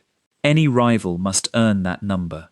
Conformal cyclic cosmology's answer, there was an era of smooth exponential expansion that stretched quantum-scale flickers up to cosmic size and stamped them onto the sky of our eon. But it was not a burst of unexplained inflation in our first instant. It was the previous aeon's dark energy era, the same gentle, relentless acceleration our own universe entered around 5 billion years ago. The acceleration you and I are living inside right now. That is the sly reversal at the theory's heart. Penrose does not banish inflation. He relocates it. Inflation happened, he says, before the bang, not after. And it was not a new field or a new force. It was the ordinary cosmological constant, doing what we watch it do today. The mysterious inflaton, in this picture, was never needed. The universe inflates at the end of each aeon, and each aeon inherits the smoothness and the fingerprint of the one before. Our sky's pattern of ripples, in this reading, is partly a message written in the final era of the world before ours. So stop and look at where you are standing, because we have arrived at the sentence itself, the one I promised in the first minutes of tonight, and it is time to say it with everything it now contains. The Big Bang was not the beginning. When Penrose says those words, he is not being mystical, and he is not being modest. He is saying, I can write down the geometry. He is saying that the wall, every cosmologist treats as the absolute front cover of history, the wall your own mind has treated that way since the first time a teacher drew a timeline that started with a dot and the word bang, is not load-bearing, that the dot has another side, that the question every child asks and every cosmologist deflects, what came before the Big Bang? The question we are all trained out of asking, trained to believe, is grammatically defective, like asking what is north of the North Pole, is in fact a perfectly well-posed question of geometry, and it has an answer, and the answer is a universe. A whole universe, complete, with a history longer than ours by an amount that has no name, not chaos, not quantum foam, not a philosopher's void, stars. It is one of those rare ideas that does not add a fact to your picture of reality, but rotates the entire picture at once. Every image you have ever seen of the cosmic timeline, the cone opening from a point of light, is, if Penrose is right, a photograph taken from inside a corridor of such cones, stretching in both directions without end, and the point of light at the left edge of the frame is not a door standing open on nothing. It is a door standing open on everything. But a rotation that large has to be paid for, and physics does not accept poetry as currency. If aeon passes into aeon, then the books must balance across the boundary, exactly, in every conserved quantity, and the balancing turns out to demand 3 specific payments, 3 mechanisms that must be true for the doorway to hold. One of them is a demand about entropy, and it drags in the most notorious unsolved argument in theoretical physics, the fate of what falls into a black hole, and Penrose's answer to it is, if anything, more heretical than the cosmology itself. One is a demand about the far future of matter, about whether the electron, the most stable scrap of substance we know, can hold on to its mass forever. And one is a demand about gravity itself at the crossover, where the mathematics does something so convenient that even sympathetic physicists narrow their eyes. These 3 payments are where the crazy idea either becomes a theory or breaks apart, and they are also, not coincidentally, where its enemies aim first. So let us open the machine and look at the gears. Every beautiful theory has a room where the machinery lives, and the honest tour, the kind this channel owes you, goes into that room with the lights on. Conformal cyclic cosmology needs 3 things to be true, 3 gears that established physics has not yet certified, and it is only fair to say, before we begin, that Penrose is open about every one of them. He is not hiding the speculative parts, he numbers them. The first gear is the entropy books, and it is the objection that will already have occurred to the sharpest listeners still awake.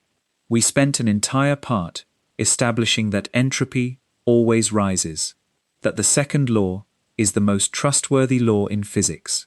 An aeon spends a Google of years running its entropy up from that pristine beginning to the exhausted maximum of heat death. If the end of one aeon becomes the beginning of the next, then the next aeon starts where ours finished, at the top of the entropy mountain, with no tidiness left to spend. Nothing could happen there. No stars, no arrow of time, no mornings. For the cycle to work, the entropy meter has to reset between aeons. And resetting the entropy meter is precisely the kind of thing the second law exists to forbid. This looks fatal. It looked fatal to me the first time I traced it. Penrose's answer runs through the one object in the universe strange enough to bend the bookkeeping, the black hole. Recall where the universe's entropy actually lives. By the era of remnants, the overwhelming share of all entropy in existence, by factors so large that everything else is a rounding error, is stored in black holes. A single supermassive black hole holds more entropy than the entire visible universe of stars and gas that surrounds it. Now, over the 10 to the 67 to 10 to the 100 years that follow, every one of those black holes evaporates through Hawking radiation and is gone. So here is the question on which the whole cycle turns. All the information that ever fell into those holes, every particle's story, every distinction between this infalling star and that one, the microscopic bookkeeping that entropy counts. What happens to it when the hole that swallowed it evaporates away to nothing? Mainstream theoretical physics has spent 5 decades on that question. It is called the black hole information paradox. It has consumed careers, and the modern consensus, hard won through the famous debates between Hawking and his critics, and reinforced by developments in string theory, is that the information survives, encoded, unimaginably scrambled, in subtle correlations within the outgoing Hawking radiation, but preserved, because the most sacred rule of quantum mechanics, the rule called unitarity, says information about the past can never be truly destroyed, only hidden. Hawking himself famously conceded the point in 2004, paying off a bet with an encyclopedia of baseball. Penrose thinks the consensus is wrong, and Hawking was right the first time. In his view, information that crosses a black hole's horizon and meets the singularity, the place his own theorem put there, where space-time itself ends, is destroyed, not hidden, not scrambled, gone, in the fullest sense, removed from the ledger of the universe. When the question was put to him recently, whether the information paradox troubled him, his answer had the same mild finality as all his heresies. He does not even regard it as a paradox. People simply do not like information being destroyed, he observed, and so they arrange for it to come back. But he sees no reason why it should. The radiation that comes off an evaporating hole, in his reading, is not the old information sneaking out. It is just temperature. New, blank, informationless heat. Now watch what that one heresy does to the entropy books. Entropy, remember, is counting, a census of possible microscopic arrangements. If black holes genuinely destroy information, then as each hole evaporates, the arrangements it was keeping track of are not released back into the universe. They are deleted from the census. The space of possibilities itself shrinks, and entropy, being a count over that space, is quietly, lawfully, renormalized downward, without any process ever running backward, without a single egg unscrambling anywhere. By the time the last black hole has popped, the universe's entropy meter has been wound down, not by reversing the second law, but by erasing the ledger pages it was written on. The maximum entropy heat death, passed through the fire of total black hole evaporation, becomes a low entropy dawn. Gravity's account is refilled. The arrow of time is rearmed for the next eon. It is an astonishing piece of intellectual economy. Penrose funds the most extravagant claim in cosmology with the loose change of a battle he had already picked, decades earlier, for independent reasons, against the information preservation consensus. If he is right about black holes, the heaviest objection to his cosmology dissolves. If the consensus is right about black holes, his cycle has no reset and dies. The two heresies stand or fall together, and he knows it. The second gear is the fate of mass, and here Penrose is at his most exposed, and says so. The crossover requires the late universe to contain, eventually, nothing that carries rest mass, because rest mass is the clock, and any surviving clock breaks the conformal spell that makes the ending identical to a beginning. Photons are safely massless. The gravitational field complies. Protons may well decay, given the grand unified theories, though after decades in the great underground tanks, that decay remains a prediction without a sighting. But the electron is a problem with no known solution. The electron is, as far as anything in physics can tell, absolutely stable, and it is not massless, and there is no accepted mechanism, none, by which it sheds its mass or its existence. A single surviving electron in the remote future is a single surviving metronome, ticking its 10 to the 20 ticks per second in the dark, and one metronome is enough to give eternity a duration and the emptiness a size, and the doorway does not open. Penrose's response is a conjecture, and he lays it on the table face up. Perhaps rest mass is not eternally fixed. Perhaps mass itself is an era-dependent property, and in the extreme depths of future time, over spans that make the Google years of black hole evaporation look brisk, the masses of the surviving particles fade, asymptotically, toward zero. The particles do not die, they forget their masses, the way the universe around them is forgetting its size. He will tell you honestly that his detailed reasoning here has shifted over the years, that this is the piece he holds most loosely. It is not a prediction of any established theory. It is a requirement of his theory, promoted to a hope. Mark it in red ink, because the critics will, and they are entitled to. The third gear turns at the crossover itself, and it answers a question you may already have formulated if the Escher Print is still hanging in your mind. If the previous aeon's far future flows smoothly into our Big Bang, why is our sky not simply a continuation of theirs?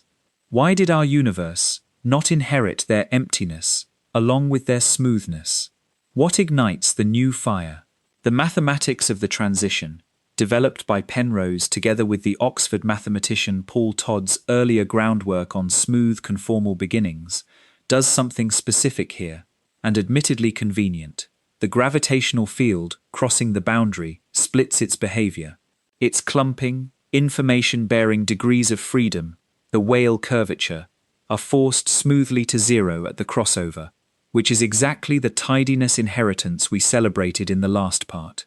But a second aspect of the transition survives the passage and emerges on the far side transformed, appearing in the new aeon as fresh material content and, in Penrose's proposal, as a newborn scalar field of matter, the seed stock of the new universe, which the rescaled geometry hands over at ferocious temperature. In other words, the conformal squeeze itself is the bang. The stretching of the old aeon, read in the new aeon's units, is a compression beyond all compressions, and the energy books are kept consistent by the rescaling. Nothing explodes into the new universe. The new universe is the old one, repriced. Sympathetic mathematicians find this the most elegant gear in the machine. Skeptical physicists find it the most suspicious, a place where a change of mathematical clothes is being asked to do the work of a physical mechanism, and where a new field is being conjured much as the inflaton was, the very sin this theory was built to avoid. Both reactions honestly have merit, and the argument is genuinely unfinished. So there is the machine, gears exposed, one heresy about information, doing the work of resetting time's arrow, one conjecture about mass, holding the door at the end of eternity, one mathematical maneuver at the crossover, igniting the new fire and keeping the books. Penrose has never pretended these are established physics. You have heard him tonight, calling his own idea crazy, and this room is what the word is pointing at. But he insists on the comparison that must be made, and by now you have earned the right to weigh it yourself. The reigning alternative, inflation, asks you to accept an unexplained field nobody has ever detected, tuned to produce an unexplained tranquil patch, inside an initial condition of 1 part in 10 to the 10 to the 123 that it does not even address. Every cosmology on the market, it turns out, runs on at least one miracle. Penrose has simply chosen different miracles, and his, he argues, buy more. and they buy the tidiness of the beginning, the arrow of time, the pattern on the sky, and an answer to the forbidden question of before. And they buy one thing more, the thing that separates a philosophy from a physical theory, and it is the reason this crazy idea refuses to die politely. The machine makes predictions. If a whole universe really lived and died on the far side of our Big Bang, then its final ages were not featureless. Its last black holes collided. Its greatest ones evaporated. Those events poured energy into the conformal geometry that became our sky. Which means, if Penrose is right, the previous eon left fingerprints, and they would be visible now, tonight, printed on the oldest light in the universe, in the very maps our satellites have already drawn. The theory says, go and look. So people went and looked. What they found, and what happened when they announced it, is the strangest chapter of this whole story, and it is where we go next. A theory that predicts nothing can be ignored forever, and most attempts to speak about what came before the Big Bang predict nothing, which is why cosmologists treat the subject the way sailors treat the edge of the map. Conformal cyclic cosmology is different, and even its harshest critics concede this much. It sticks its neck out. If our sky is the continuation of a dying universe's geometry, then certain violences of that universe's final era should have punched through the crossover and left marks we can find. The theory names the marks. It says where to look. And the place to look, as with everything primordial, is the cosmic microwave background, the baby picture from 380,000 years after our aeon began, the oldest surface of light we will ever photograph. Two kinds of scars are on the wanted poster. The first comes from collisions.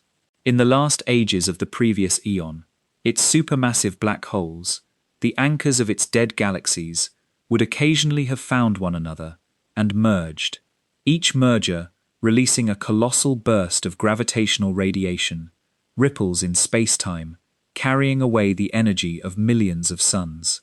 A burst like that, crossing into our aeon through the conformal doorway, would spread as an expanding spherical shell and print itself onto our sky as a circle, a thin ring across the microwave background inside which the temperature variance, the ordinary mottling, is anomalously low, an unnaturally calm ring in the static. And because great black holes could merge several times over their careers, the rings should sometimes come in sets, concentric, like the growth rings of a tree or the spreading circles of raindrops on a pond, bullseyes drawn on the sky by catastrophes that predate time as we usually count it. In 2010, Penrose and the Armenian mathematical physicist Vahe Gurzadian announced that they had searched the microwave sky data and found them. Dozens of low-variance rings, some concentric, in both of the major datasets then available. The claim ran through the press worlds of science like a current. Circles in the sky from before the Big Bang. For a few weeks, the crazy idea was front-page physics. The response from the cosmology community was swift, technical, and brutal. Within weeks, independent groups, among them Ingun Wehus and Hans Christian Eriksen, and Adam Moss, with Douglas Scott and James Zebin, reran the search with one crucial change. They asked not only whether such rings exist in the real sky, but how often rings like them appear in fake skies, in simulated microwave backgrounds generated with the standard statistics and no previous aeon whatsoever. The answer, all the time. The microwave sky is not featureless noise.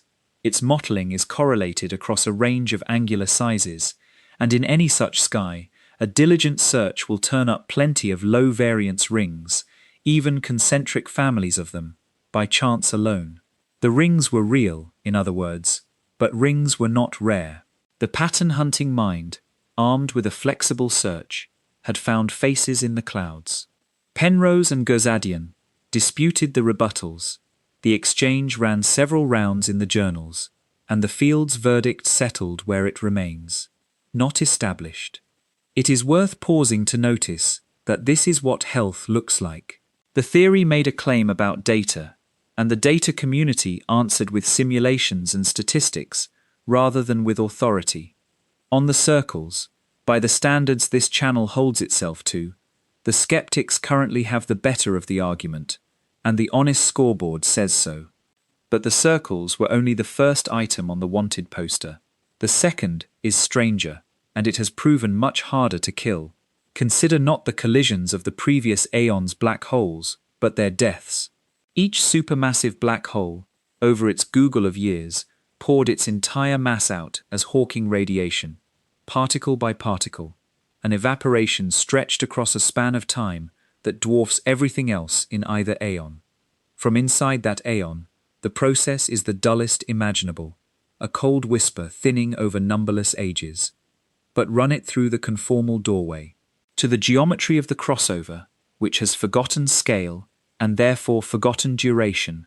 That Google year exhalation is compressed into effectively a single event at a single point, and its entire energy budget, the mass of 1 billion suns converted patiently into light, arrives in our newborn aeon as one concentrated injection of heat. The theory therefore predicts spots, small patches on the microwave sky, noticeably warmer at the center and fading outward, each one the compressed ghost of an entire black hole's entire death. Penrose calls them Hawking points, and the predicted size is specific, spanning roughly 8 times the width of the full moon on our sky. They would be features you could cover with the palm of your outstretched hand. In 2018, and in sharpened form in 2020, Penrose and 3 collaborators, Daniel An, Krzysztof Meissner, and Pavel Nurovsky, announced that the spots are there. Searching the Planck satellite's maps, they reported on the order of 30 candidate Hawking points, anomalously warm rings around centers with the predicted profile, and they did learn from the Circles War. This time the team ran the comparison against thousands of simulated standard skies themselves, and reported that fewer than one simulation in several thousand produced the strongest of the observed features by chance. Taken at face value, that is a confidence of better than 99.97% that the strongest spot is not standard model noise. Taken at face value, that sentence would belong among the most important in the history of science, because it would be an observation of a universe other than our own. It has not been taken at face value. Independent analyses, most prominently by Dylan Zhao and Douglas Scott in 2020, reran the hunt and concluded that the significance dissolves under stricter accounting, and the dispute turns on a subtlety with a wonderful name, the look elsewhere effect. When you search a large sky for anomalies of flexible size, position, and profile, the number of chances you have given yourself to find something is enormous, and every honest significance figure must be paid down by that number. The critics argue the Hawking point analysis undercounts its own chances, that comparable warm spots arise in standard skies more often than the team's simulations suggest, and that after fair accounting, the sky is consistent with no Hawking points at all. The proponents answer that the critics' own accounting misrepresents the predicted profile, and the exchange continues in the literature to this day, unresolved. 2 small groups of serious people staring at the same maps and reporting different universes. There is a real lesson in that stalemate, and it is not cynical. At the edge of discovery, statistics is not a machine that prints verdicts. It is an argument about how surprised we are entitled to be, and surprise is a genuinely hard thing to price. There is a third line on the wanted poster, quieter than the other 2, and it reaches into the one great mystery of matter we have not touched tonight. Our galaxy, like every galaxy, is wrapped in a halo of invisible substance, 5 times more plentiful than everything we can see, whose gravity holds the spinning stars together, and after half a century of searching, no particle of it has ever been caught. Penrose has proposed, with characteristic nerve, that this dark matter could be the substance of the crossover itself, new scalar particles created in the transition between aeons, each carrying roughly the Planck mass, the natural unit of mass that quantum gravity singles out, about the mass of a grain of dust concentrated into a single particle. He calls them erebons, after Erebus, the Greek personification of primordial darkness, and the proposal comes with its own execution clause. Erebons should be unstable over cosmic ages, and their individual decays, each releasing its full Planck mass energy at a point, would ring the most sensitive gravitational instruments on Earth with a distinctive, tiny, sourceless click. Searches in gravitational wave detector data have been proposed, and preliminary looks have found nothing conclusive, which, Penrose being Penrose, he cites cheerfully as the theory behaving properly. It has offered its executioners another address at which to find it. So step back and read the scoreboard honestly, because this is where the crazy idea stands or falls, and you should not accept my summary or anyone's. The circles, claimed, challenged, and by the field's current consensus, unestablished. The challenger's statistics look sound.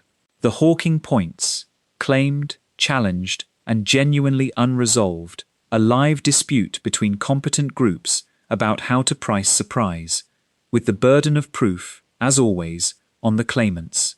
The erebons, a falsifiable proposal awaiting its test, nothing confirmed. Nothing either, cleanly refuted, in the sense that no one has shown the predicted scars cannot be there. The argument is entirely about whether they are. By the brutal standards of evidence this subject demands, and those are the right standards, conformal cyclic cosmology remains unproven, and I will not dress that up.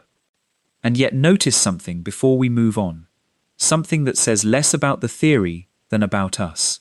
A 90-year-old mathematician predicted specific, checkable structures on the sky as the signatures of a universe before ours. Teams of scientists went and checked, and the resulting argument has now run for over a decade in the technical literature. That is not the biography of a joke. Ideas that are merely crazy do not generate decade-long statistics wars over satellite data.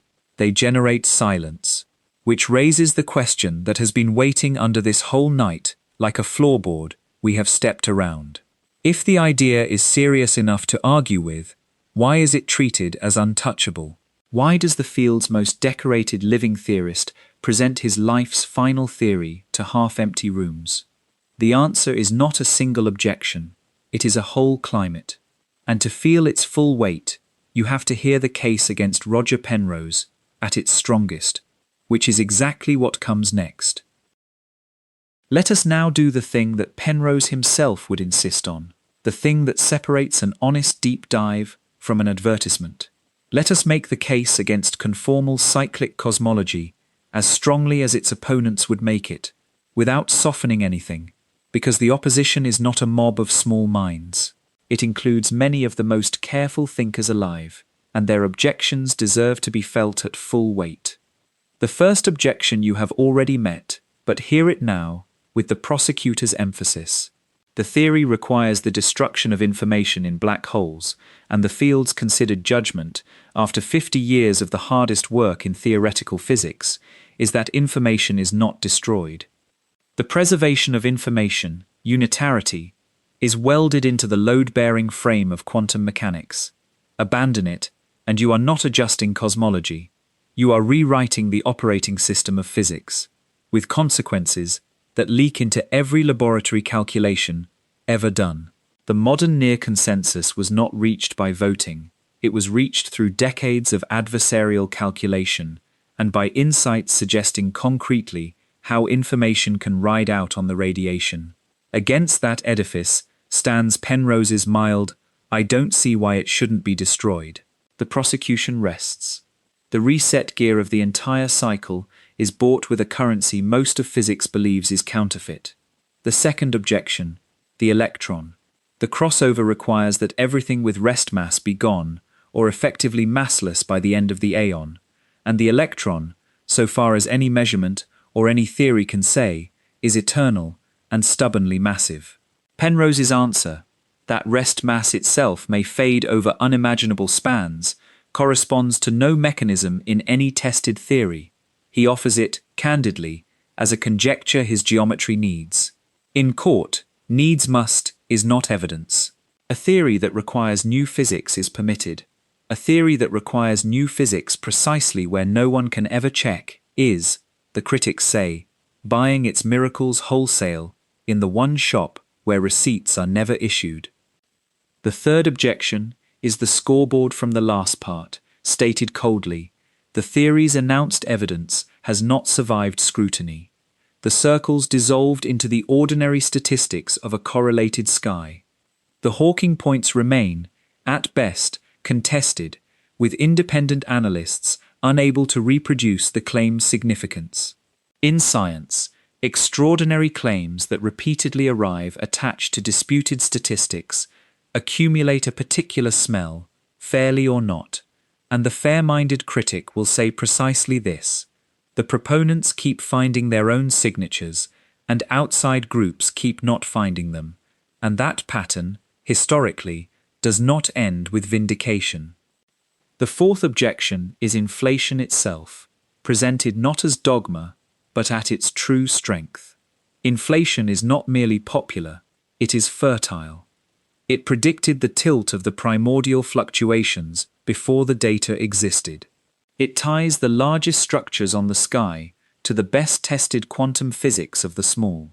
Its machinery, however unexplained its ignition, generates detailed, checkable, so far checked-out consequences, and a hunting theory that delivers, keeps its license, even with a mystery in the engine room. Conformal cyclic cosmology, by contrast, reproduces the tilt qualitatively by inheritance, but has not delivered an independent, confirmed, quantitative success of its own. Fields follow fertility, the critics say, and they are not wrong to. And beneath the numbered objections runs the current that actually decides careers, the one no referee report ever states. The theory smells like the thing physics is most embarrassed by, a great mind's late-life grand unification, arriving without the community building, the incremental papers, the shared calculational toolkit that lets 1,000 ordinary researchers find employment inside an idea. Inflation is an industry. A graduate student can write a thesis in it by Tuesday. Conformal cyclic cosmology is a cathedral with one architect in his 90s and a congregation you could seat in a minivan. Young researchers do not avoid it because they have refuted it. They avoid it because working on it is professionally radioactive, and it is professionally radioactive because everyone avoids it. The circle closes without a single argument being had. That is what the sociology of a crowd actually looks like from inside, and it is worth saying plainly, it would look exactly the same whether the theory is wrong or right. Penrose has lived inside that climate for decades, and his file of stories about it is long and told without bitterness, more with the amusement of a naturalist describing the behavior of a species he knows well. One story is worth the detour, because it shows the machinery operating on the field's most powerful minds. At a conference in Edinburgh some years ago, one of the greatest theoretical physicists alive, Edward Witten, the central figure of string theory, waited for Penrose each morning so they could walk together across the bridge to the lecture halls, because he wanted something from him. String theory's mathematics, in the forms then favoured, worked most naturally if the cosmological constant, the dark energy, were negative. The astronomer's data said it was positive, and so one of the most formidable intellects of the age spent those morning walks trying to persuade Roger Penrose to be, as Penrose recalled it, more open-minded about the constant being negative. Penrose refused, on the simplest possible grounds. The evidence was strong, it said positive, and one does not negotiate with measurements to rescue the mathematics one happens to love. Sit with the reversal in that scene. The supposed crank of cosmology, the crazy idea man, standing as the stubborn voice of observational sobriety, while the establishment's crown jewel asked the data for lenience. Sit, too, with what hung on it unspoken. A positive cosmological constant is the one experimental fact conformal cyclic cosmology cannot live without. The engine of the smoothing at the end of every aeon. The measurement Witten wished away is the measurement on which the crazy idea runs. Penrose did not go with that crowd either, and on the sign of the constant, the record now reads, Penrose 2, crowd nothing. It is also true, and the case against him leans on this, that the cosmology is not his only heresy, and a man with many heresies invites a discount on each. You heard him earlier, in that same recent conversation, where Schrödinger and Einstein politely called quantum mechanics incomplete. Penrose prefers to say it is wrong, that a big thing is missing, that the theory fails at scales where masses are displaced, and that the fashionable quest to quantize gravity has the problem inverted, that gravity will instead force changes on quantum theory itself. This channel walked the full length of that particular battlefield on another night, the experiments under the mountain and all, and we will not refight it here. What matters tonight is the pattern, because it is the same pattern every time, and by now you can recognize it like a signature. Locate the assumption, so foundational that nobody states it aloud. Notice that it has never actually been tested in the regime where it is being trusted, and refuse to extend it credit there. Everyone assumes the Big Bang was the beginning. That is untested extrapolation. Everyone assumes information survives. Untested. Everyone assumes quantum mechanics holds for cups and moons as it does for atoms. Untested. His heresies are not scattered. They are a single method, applied without fear of the company it costs him. Which returns us, one last time, to the question of the crowd, because we can now weigh it, with everything on the scale. The crowd's champion says, if I found myself disagreeing with all my colleagues, I would conclude that I am probably the one who is wrong. That is modest, statistical, and usually correct. Penrose's answer, you will recall, is that the arguments are wrong, and the crowd is not an argument. Both positions are rational. But notice what history keeps whispering. The crowd of 1964 had the authority of the great Soviet calculation behind it, and it was wrong about singularities, and the lone geometer was right. The crowd of the late 1990s, embodied by its most brilliant member on a bridge in Edinburgh, wanted the cosmological constant negative, and it is positive. The point is not that crowds are usually wrong, they are usually right, and Penrose would say so himself, cheerfully deferring to them on every subject where he has no argument of his own. The point is narrower and sharper. The crowd's rightness comes entirely from the arguments it has compressed, and on this one question, the tidiness of the beginning of the universe, we have spent the whole night discovering that the crowd's compression contains no argument. It contains an assumption, a habit, and a carpet with something swept under it. So we arrive, at last, exactly where I promised we would. Every objection has been heard at full strength. Nothing has been hidden in either direction. The gears of the machine are speculative, the evidence is contested, the field is against him, and the man himself calls the idea crazy. And still the title of tonight's journey does not say why it is wrong, it says why it might be right. It is time to keep that promise, and to let everything we have carried through this long night finally settle into place. Strip everything else away, all the biography, all the controversy, and weigh the idea the way you would weigh any idea, by what it explains, at what cost, against what competition. Start with what it explains, and start with the heaviest item, because after everything we have walked through tonight, you can now hold it properly.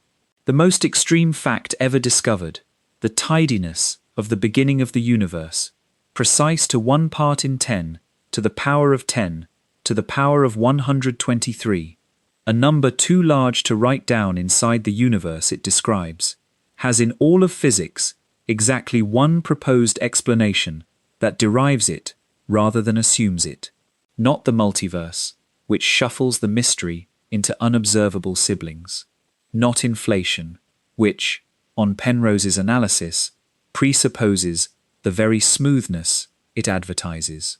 1. The tidiness of our beginning is the lawful, computable condition of a dying universe, inherited through a conformal doorway, whose mathematics is, whatever else you think of the physics, sound geometry, where every rival cosmology writes the Weyl curvature hypothesis in by hand, as a boundary condition imposed on the universe from outside for no stated reason. Conformal cyclic cosmology is the only framework on the table in which the tidy bang is not an input but an output. If explanation is what a theory is for, then on the single largest unexplained fact in science, this crazy idea is not merely a contender, it is, at present, the field. It explains the arrow of time by the same inheritance, the rewound entropy account, refilled through the great erasure of black hole evaporation, is what every morning since has been spending. It explains, or rather dissolves, the oldest forbidden question: what came before, replacing the mystified silence of the textbooks with an answer a child can hold: another universe, and another before that. It removes the inflaton, an entire hypothetical field invented for one job and never seen, and does that job with machinery we already observe, the dark energy acceleration running at this moment through the space in your bedroom. And it does something subtler, which physicists who dislike the theory rarely mention, and which deserves to be said aloud. It restores lawfulness to the one place in the scientific story of the world where lawfulness had quietly been given up. Every other framework contains a moment where the universe simply is handed its miraculous start, a moment where physics shrugs. In this framework, and so far only in this one, there is no shrug anywhere. The chain of because runs unbroken through the bang and out the other side, forever. Now weigh the cost, because you have seen it and it is real. You must accept that black holes destroy information, against the considered judgment of most of theoretical physics. You must accept that rest mass fades in the farthest future, a conjecture with no mechanism. You must accept a crossover whose ignition still looks, to skeptical eyes, more like mathematics than physics. That is the price, undiscounted.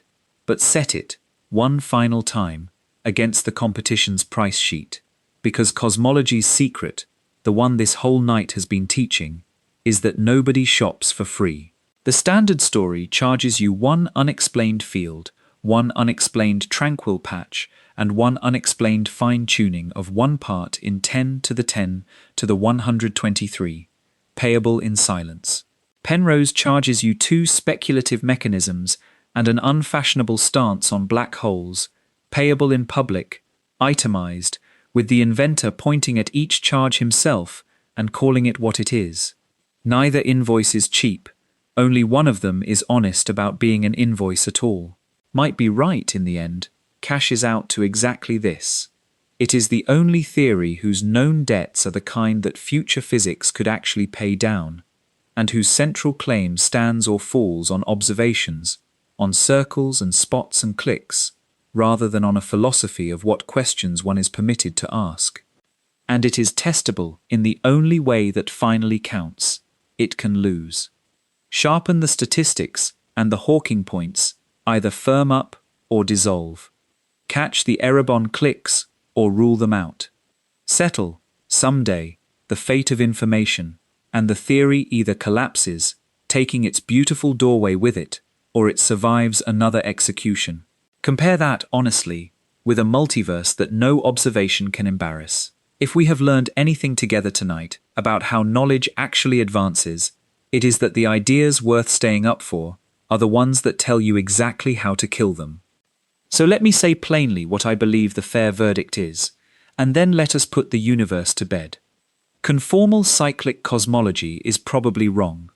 Most bold theories are. The graveyard of physics is full of beautiful machinery, and the gears we inspected tonight may well be its headstones. But it is the right kind of probably wrong. It is aimed at the correct mystery, the one the crowd has agreed not to see. It is built from real geometry by the man who, more than almost anyone alive, has earned the right to trust his own sense of what geometry is telling him. It pays for its miracles in the open, and it might, just might, be the second time in one long lifetime that Roger Penrose has stood alone at a street crossing of the mind, holding an idea the whole world calls crazy, waiting, without particular anxiety, for the world to catch up. The last time, the wait was 55 years. He would tell you, mildly, that the arguments will decide it, that the crowd was never the point, and that crazy was never the opposite of true. Every idea you now call obvious was crazy once. The earth moves, the continents drift, time bends, the universe expands. That list is the actual history of your species learning where it lives, and every line of it was, in its day, a hated theory. And whatever the final verdict, the idea has already given something to everyone who takes one night to understand it, something that outlasts the statistics wars, and you can keep it, whether or not a single Hawking point survives review. It has given the end of the universe back its dignity. Walk it one last time, gently, before sleep. The stars gutter out, one by one, over 100 trillion years, and that is no longer only an elegy, because the dark that follows is a ripening. The last black hole waits out its google of years, and departs in a whisper of light. And the whisper is no longer only a funeral, because in the geometry of what remains, something is being prepared.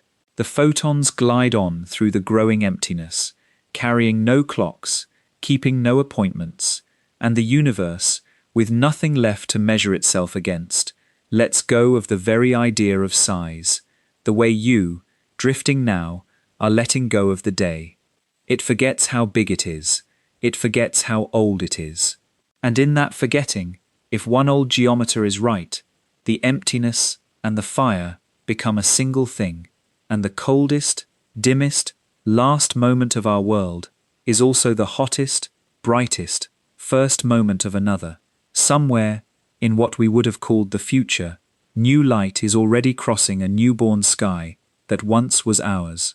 The angels and the devils crowd toward the rim of the print, smaller and smaller, by a measure no one inside can ever check, and the rim that looked for all the world, like the edge of everything, was never a wall. It was the center of the next picture. The Big Bang was not the beginning, and the dark ahead is not the end. There is no first morning, and there is no last night. There is only the turning, aeon into aeon, the universe forever forgetting its size so that it can be born again at every scale, and the whole of existence, past all counting, resting on nothing more and nothing less than a crazy idea that might be right. Thank you for spending this long night with me, walking from the tidiest beginning in all of physics to the doorway at the end of time. If explorations like this one are how you like to drift off, a quiet like or subscribe would mean a great deal. It is a small thing for you, but it is what keeps this channel alive, and me here with you. And remember, the next time you watch cream swirl into your coffee and refuse to swirl back out, you are watching the inheritance of a universe that may have died so that yours could be born. Good night, and may you never look at an ending the same way again.